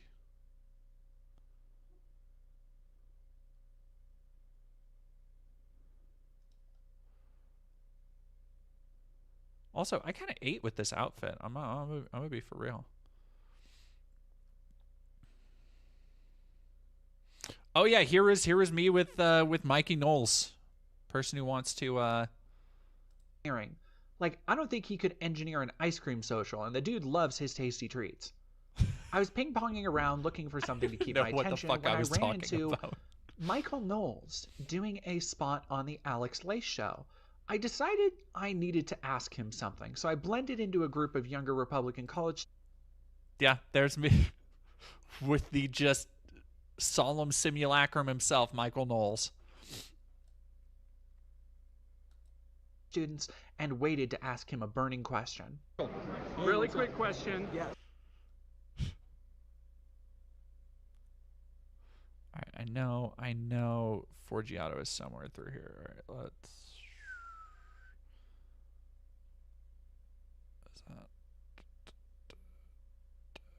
Okay, let's go to, what's the next one?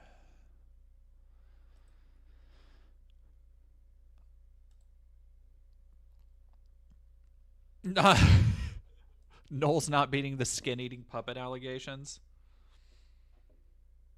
And the hundreds in attendance who believed wholeheartedly that Trump would make America.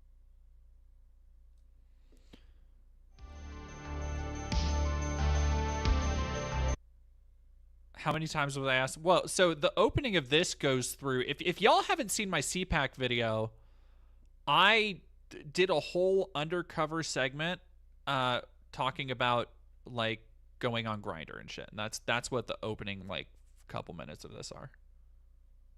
All right.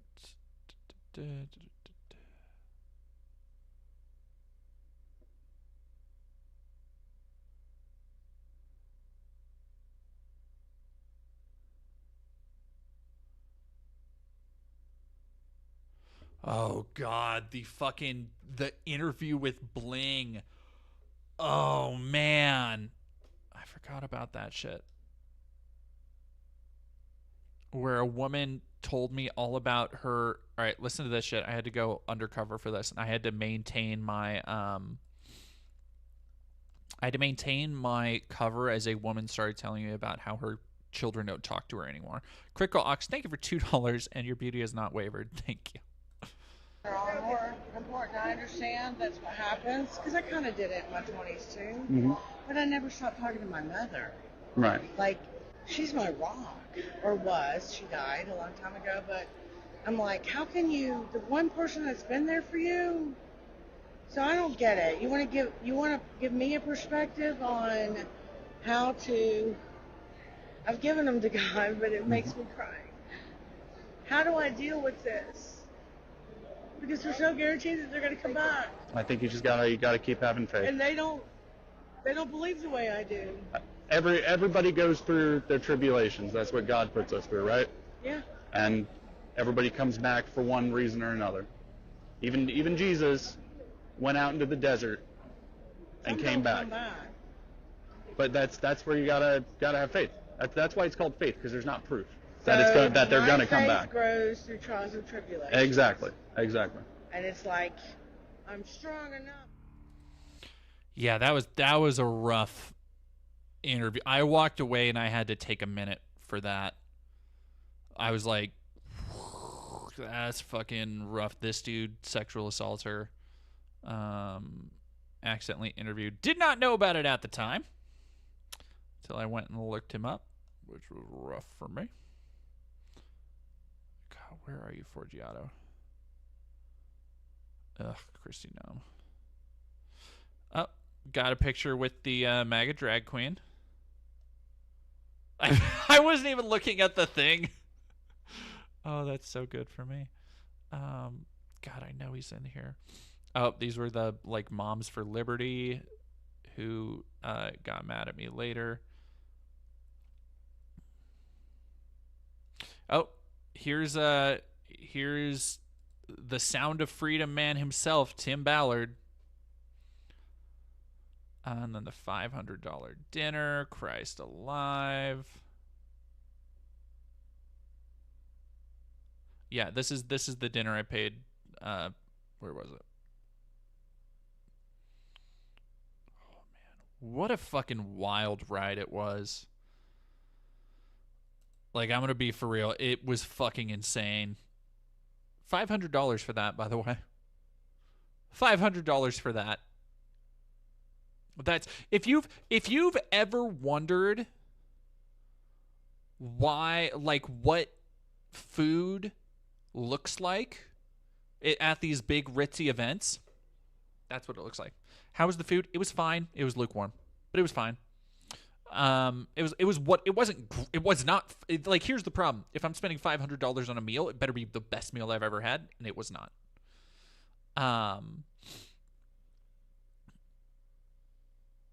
Yeah, it's yeah.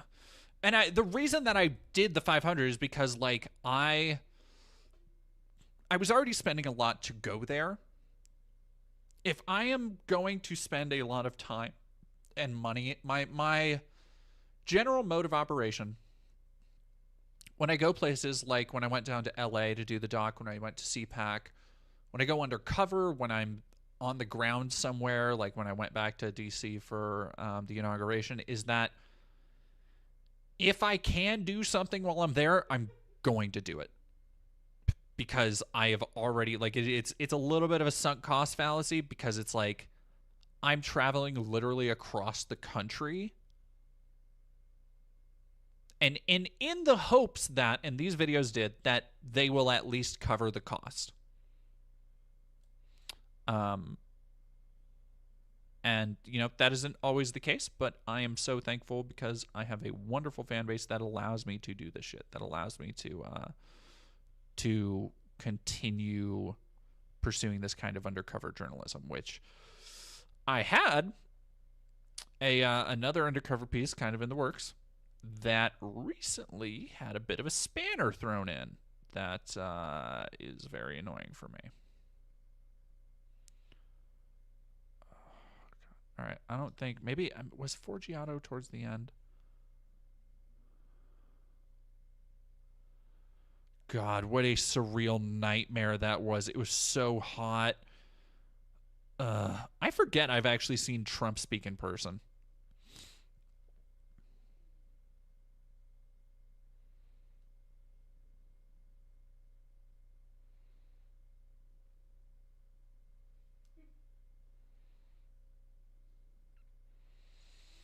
I hate that I don't know where Forgiato Blow's picture is.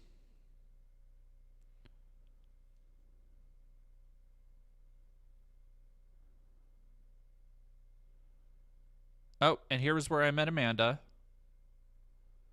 Amanda Moore, fellow undercover journalist.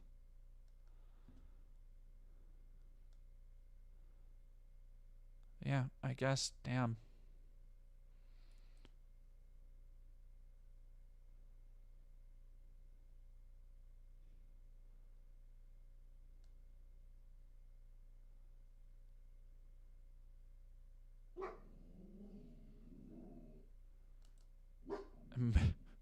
Me eating felt my like they hot came ass from chicken anticipation of tendies. seeing Trump rather than investment in what the speakers were actually saying.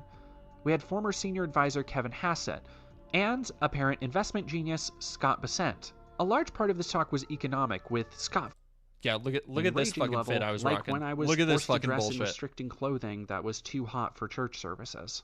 As I made my way in, I saw Steve Bannon was still going on his stage talking to some lady about the WHO forcing you to do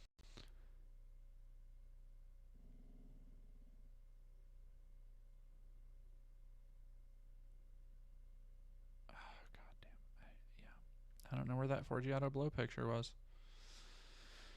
Anyway, if you watch the whole video, I took a picture with Forgiato Blow, and it's fucking insane and hilarious in its own dark way. Because he was just fucking rolling around for like multiple days there. And the video also starts with me going to Grindr. It's a fucking god. What an insane trip that was.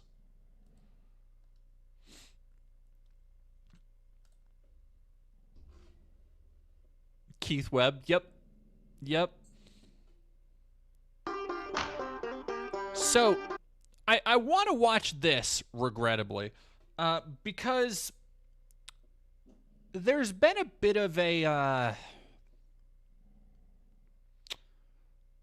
let's say a discourse lately about the right wing not inciting violence.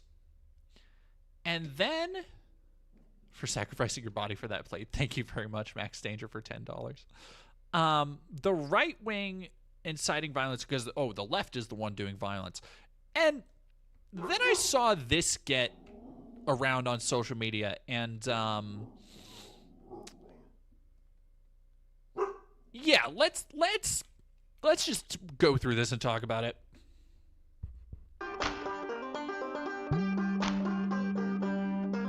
Whoa, we need a big tall tree and a short piece of rope. Hang 'em up high. Sorry, I boosted it. Let me actually go playback speed. This is just a song about lynching people, by the way.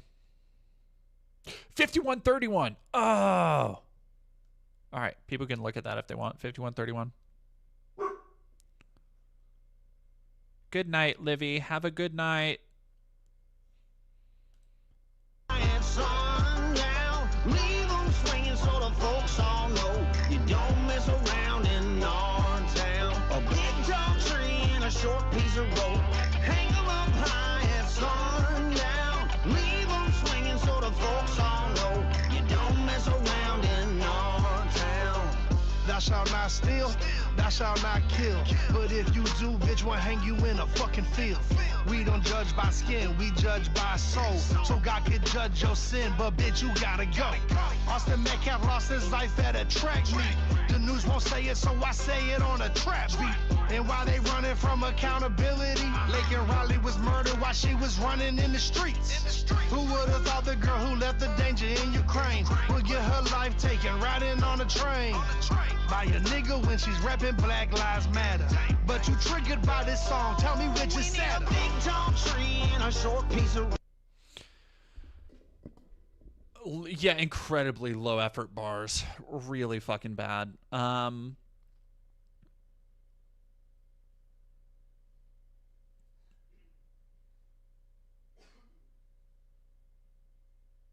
Really bad. Reverse Mr. T hair. That's crazy. Yeah, it's really gross. It's really gross. I kind of want to see if they talk about what's his fuck, and then we gotta listen to the Tom McDonald one. Hang 'em up high at sundown. Leave 'em swinging so the folks all know you don't mess around in our town. A big tall tree and a short piece of rope. Hang 'em up high at sundown. Leave 'em swinging so the folks all know you don't mess around in our town. Oh, there's too much crime in the streets these days. Too much evil going down. If they get 'em up out of the bricks for a while, the judge turns them loose on the town. How many mothers gotta cry? How many children gotta die before we put an end to all this mess? We ought to do it like they did it way back in the day, 'cause granddaddy's way it works best. Who's gonna ride? There's been a nascent movement in country to kind of like zhuzh it up with this style of production, and it drives me fucking nuts because it sounds so ass. Like, it sounds so shit. Just putting a fucking banjo over a generic like Fiverr trap beat. Gross. Andrew Nathaniel, thank you for following. Nope, Jay Cohn, you're not wrong. I think Forgiato Blow is black. think. No, because it's an endemic problem with a lot of, and I don't listen to a lot of country music, but every now and then I am unfortunately exposed to it, and it's just like, I like old country music. I do. I like a lot of, like the Highwaymen is great. I like a lot of, I've listened to so much Johnny Cash over the years. I like Chris Christopherson. I like a lot of like that kind of folk era. But then, like, and that kind of carries through all the way to the, I think, the late 90s. You got some good stuff with, like, Garth Brooks. And then, like, in the mid-aughts, it just nosedives into dog shit. And you could probably say that also occurs around, like, do we have a raid? Holy shit. Who's raiding?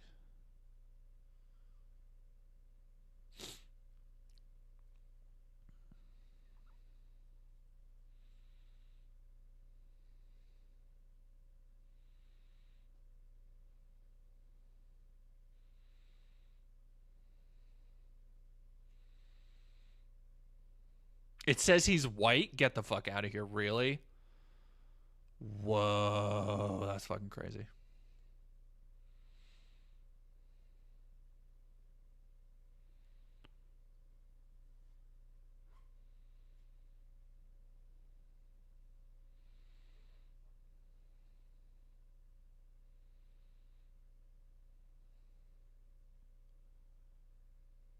Oh yeah, I love more, like, there's so many good there's a soul to old country that, like, now everything is just fucking gonna get my truck and gonna go get drunk and we're gonna, I like the way she looks in them jeans and Democrats don't try that around here. It's just, it's the most fucking performative. You know what it is?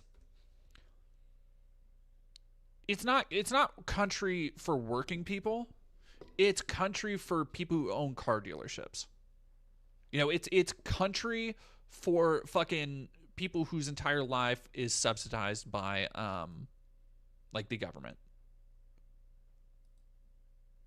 Like, it's this bizarre, like, completely it's this purely aesthetic version of, like, the cowboy or Midwestern lifestyle that, like,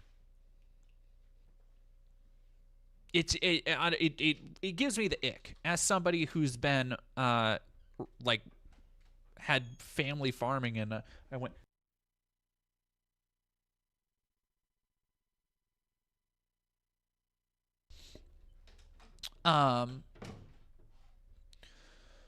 Florida country, yeah, landlord country. Oh my god, that's the best way to put it. That's the best way to put it. Oh, what the fuck? What the fuck?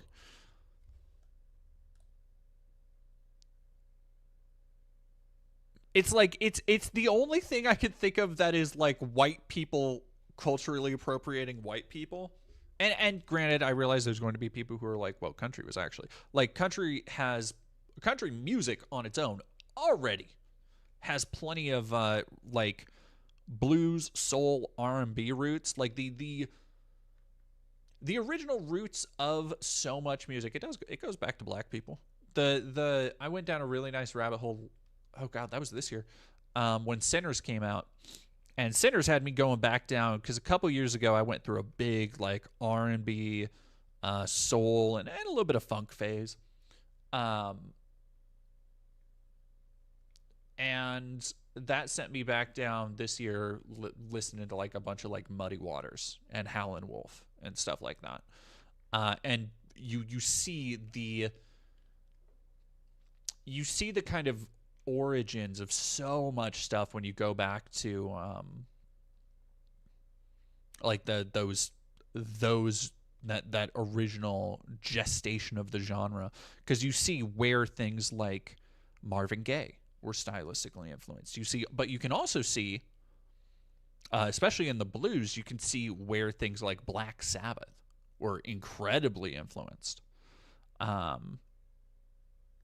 And in ways that you don't, like, once you kind of see it, you can't unsee it. Like, once you hear the blues influences and then listen to, like, the first 2 Sabbath albums, and you hear the, like, the intonation, especially in the bass guitar, it's like, it is so, like, classically bluesy. Anyway, sorry, I can talk about music for a while. Is Tom a MAGA person too? Oh, you better fucking believe it. This is The Devil is a Democrat. Oh, so good. Tom McDonald did this. Bro wasted no time. No time.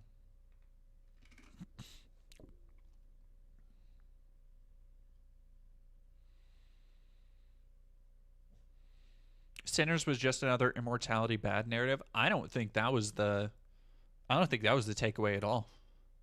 Like, the vampires didn't die at the end of the movie.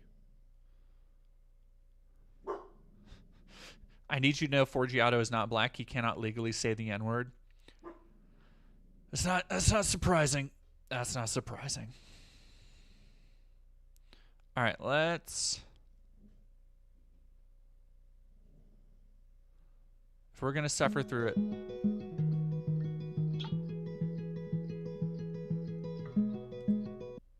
This is...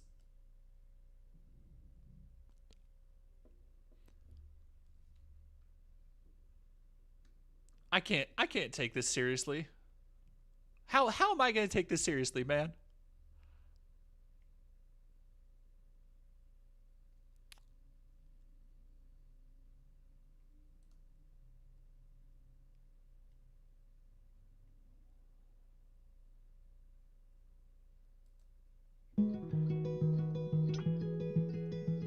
His hair looks like it's gonna shrivel up and Shot down fall. and he was barely 31. Another woke coward took a life with a gun. He left. Ooh, that's... I don't know what kind of bars that is. That's fucking chocolate bars. Melting in the sun. Jesus, that's... Nope, we must go through it. Behind a wife Dive and a bars. daughter and a son, all he did was try to speak for all of us. And I'm so tired of the hatred and the narratives. The patriots ain't dangerous, woke people are the terrorists. They shot and killed the father, sent a message to Americans. They ain't gonna stop until they bury us. Dear Charlie, I don't know if you can see us now, but if heaven has a window, I sure hope you're looking down. Cause we ain't going quiet, we gon' scream your name loud. And you're gone, but I swear to God that we gon' make you proud. We ain't backing off or giving up, I'll preach what you taught me. They may have killed a soldier, but that man had an army. This is far more deep than some political parties, and you can't kill... So, again, in the last 2 songs that they are doing to tribute, you have a lot of war, violent imagery, like literally imagery about lynching people. Crazy. But no, conservative. Oh no, they're not the violent ones. No, they're not the violent ones. Like, and I know there's going to be conservatives who would say, like, oh well, there's that one trans like punk band that made a joke song about killing Charlie Kirk or killing conservatives. Yeah, they don't have 7,700,000 views. Fiverr beat. Nope, we gotta keep going, chat. Freedom, we gotta so this keep one going. is for Charlie. This ain't the America that all our parents love, but good men try to keep making it great. Pray that God will take care of us, the system is failing us, when good men die for the things that they say. And I can't just be quiet, so I gotta be brave, cause this is America. Lately it's scaring us, but one good man can change it all in a day. Killed in cold. It's so fucking crazy how how quickly this was turned around to the point where you can tell he didn't think about the implication of the words he's saying, where he's like, one good man could change it all in a day. Dog, it was a 1v1. Like, how easy is that to interpret as you saying that, like, yeah, one good man was, the one who pulled the trigger. Like, dog, come on. Think about what you're saying here. Yeah, he is also Canadian. I feel like that is important to remember. This is a Canadian man. Hold blood for having a discussion, and liberals are celebrating murder like it's justice. You didn't kill a villain or the evil that it comes with. You killed a father and a husband. And I'm so tired of the left and all the wokery. We can't get along if you just kill us when we don't agree. Sniper. Okay, yeah. Rifle fire from a liberal that no one sees. Scared I might be next to die when I'm just buying groceries. Charlie, we'll make sure your children know that defend. It's so so fucking funny how many people they love to hammer on this idea of, like, what if we're next? What if I'm next? It's like, dog, you're not that important. Like people like big Antifa, the trans terror squadrons are rolling back to base being like, mission accomplished, sure, who's next? And it's like, your next target is a white rapper named Tom McDonald.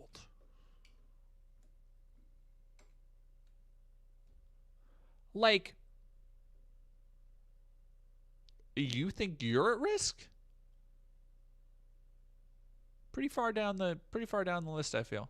All our freedom is why you aren't coming home. I hope heaven has a window you can watch your children grow and hear your message echo from below. And we ain't backing off or giving up. I'll preach what you taught me. They may have killed a soldier, but that man had an army. This is far more deep than some political parties. And you can't kill freedom, so this one is for Charlie. This ain't the America that all our parents love, but good men tried to keep making it great. Ooh, Antifa Squad, the animated series, that is a banger Adult Swim concept in the making. Pray that God will take care of us. The system is failing us when good men die for the things that they say. And I can't just be quiet. So I gotta be brave, cause this is America. Lately it's scaring us, but one good man can change it all in a day. Please say rest in peace. Big ups to Charlie Kirk. I know he just gets up and he fake cries at the end. Get the fuck out of here, dude. Get the fuck out of here. God mode. This is right wing rap, dude. Dude.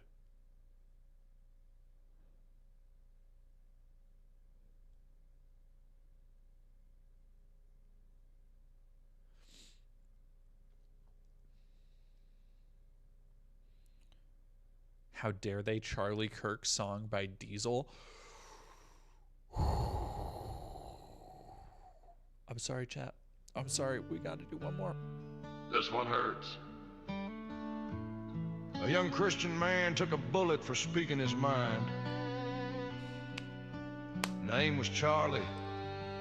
Husband, daddy. Voice for the kids. Lord, why'd it go down like that?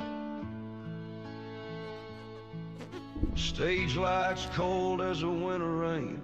One breath, one prayer, then the world went strange. Crowd froze up when the thunder cracked. Truth on a mic and a life attacked. He talked about hope in a storming land.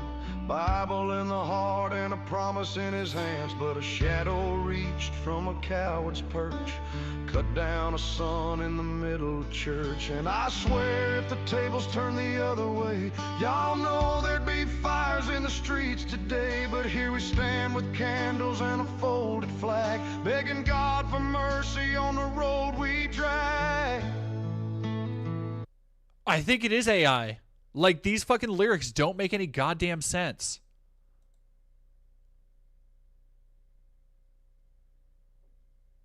Like, let me show this transcript. Like, I know the art is AI, but I'm wondering if, like, the lyrics sound AI as fuck. Here we go. begging God for mercy on the road we drag. How dare they steal the breath from a faithful man? How dare they stain the grass where his boots once stand? They call us evil, point at our cross, then pull the trigger and wreck no cost.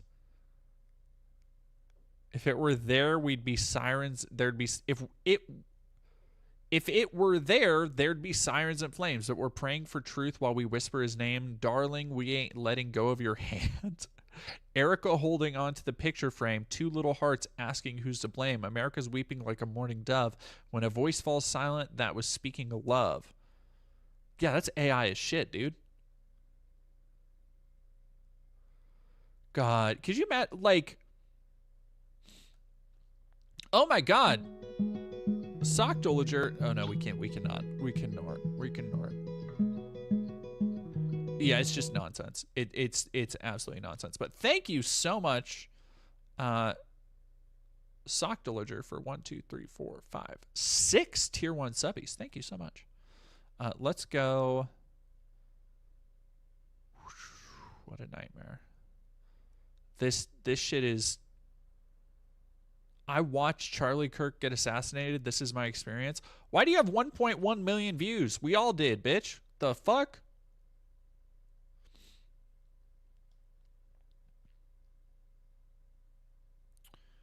Damn, you gotta be. Oh wait, no, it's a question. He's doing the fake out thing. This is why Charlie Kirk deserved it. Adam Calhoun, thank you, Charlie Kirk. Fucking grown ass men talking like this. Okay. I've never been a practicing Christian. These by the way, absolutely real. I've never been a practicing Christian. That changes this Sunday. I'll go to church for the first time this Sunday. I am going to church for the second time in 21 years on Sunday. I started reading the Bible last night. Thank you, Charlie. My daughter texted me and said she wants to go to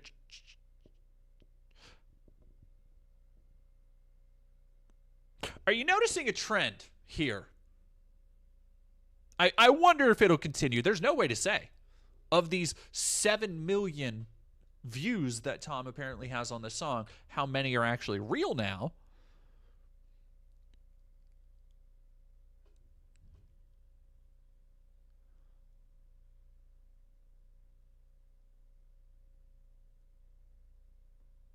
Going back to church, giving it all to God. I am a 14-year-old boy. After I got out of class and heard this, I cried. I never knew him, but he was such a good American and an even better Christian. We will never forget him and what he taught me. You didn't even know him. What the fuck are you talking about?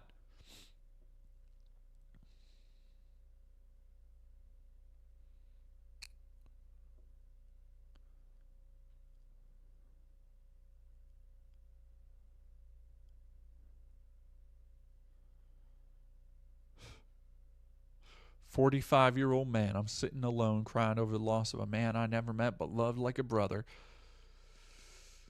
There is something deeply dark about the conservative, because here's the thing. I don't think conservatives are aware of like what parasocial relationships mean. What it means to have a parasocial relationship. What it means to be in a parasocial relationship.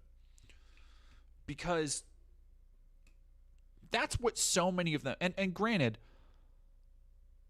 Trump has encouraged that. Trump has capitalized on it, continued to capitalize on it, and as a result, you have so many people. It's why you have so many of these fucking influencers now in government, where you have so many people who are actively just going after that kind of parasociality.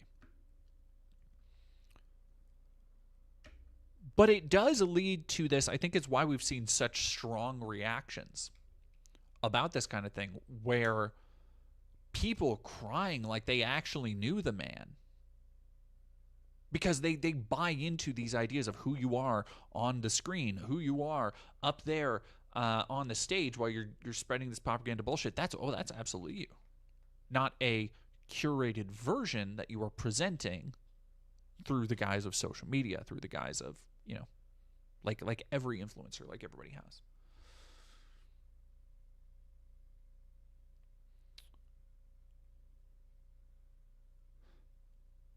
Official McMothy YouTube channel. Randomly go back to cosplay. Do you think you would cosplay the Cyberpunk drink advert lady? Now, why would you want that?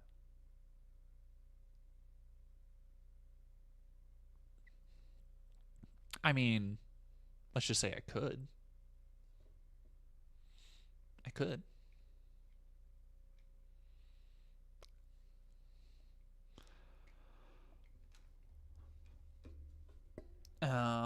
Alrighty, chat.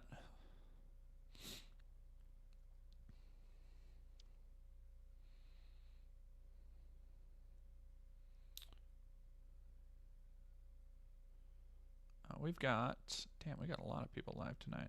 Ooh, we got Actual Jake, we got Necosaurus, we've got, damn, I'm almost to 9,000 followers on Twitch. If you haven't followed over on Twitch, please go follow. I appreciate that.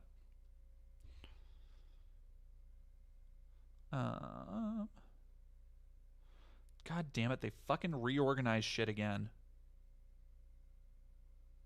There we go. All right, we've got Actual Jake, USA Hole, Necosaurus. How are we feeling? Vote Neko. Yeah, we haven't crashed Surus for a minute. Greg Hinojas, thank you for $10. I truly don't care, but I just think it's interesting that Candace Owens seems to be the only one who actually gave a shit about Charlie, the person, reprehensible his views may have been. Yeah, I talked about that earlier. I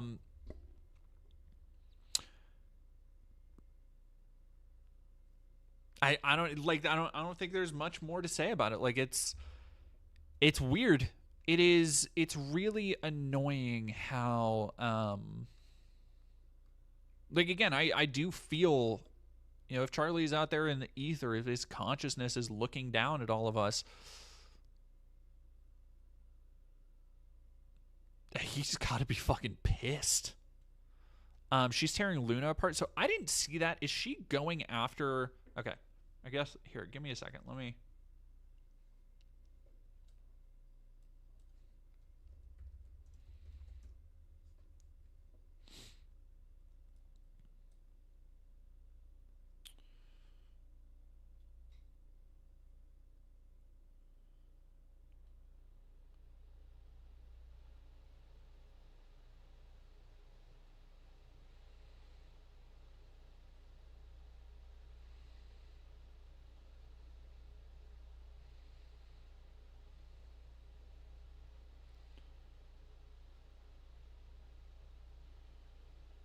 She's still talking about Netanyahu and shit too.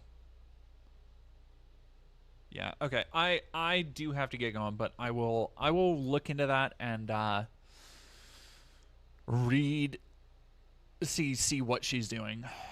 But we are gonna go say hi to. Yeah, we haven't crashed Necosaurus in a while. But thank y'all so many for hanging out. Thank you all for chilling. Please be sure to stay tuned to the channel. We got a couple videos in the works right now that will be hitting the channel hopefully this week and next week. And I will talk to y'all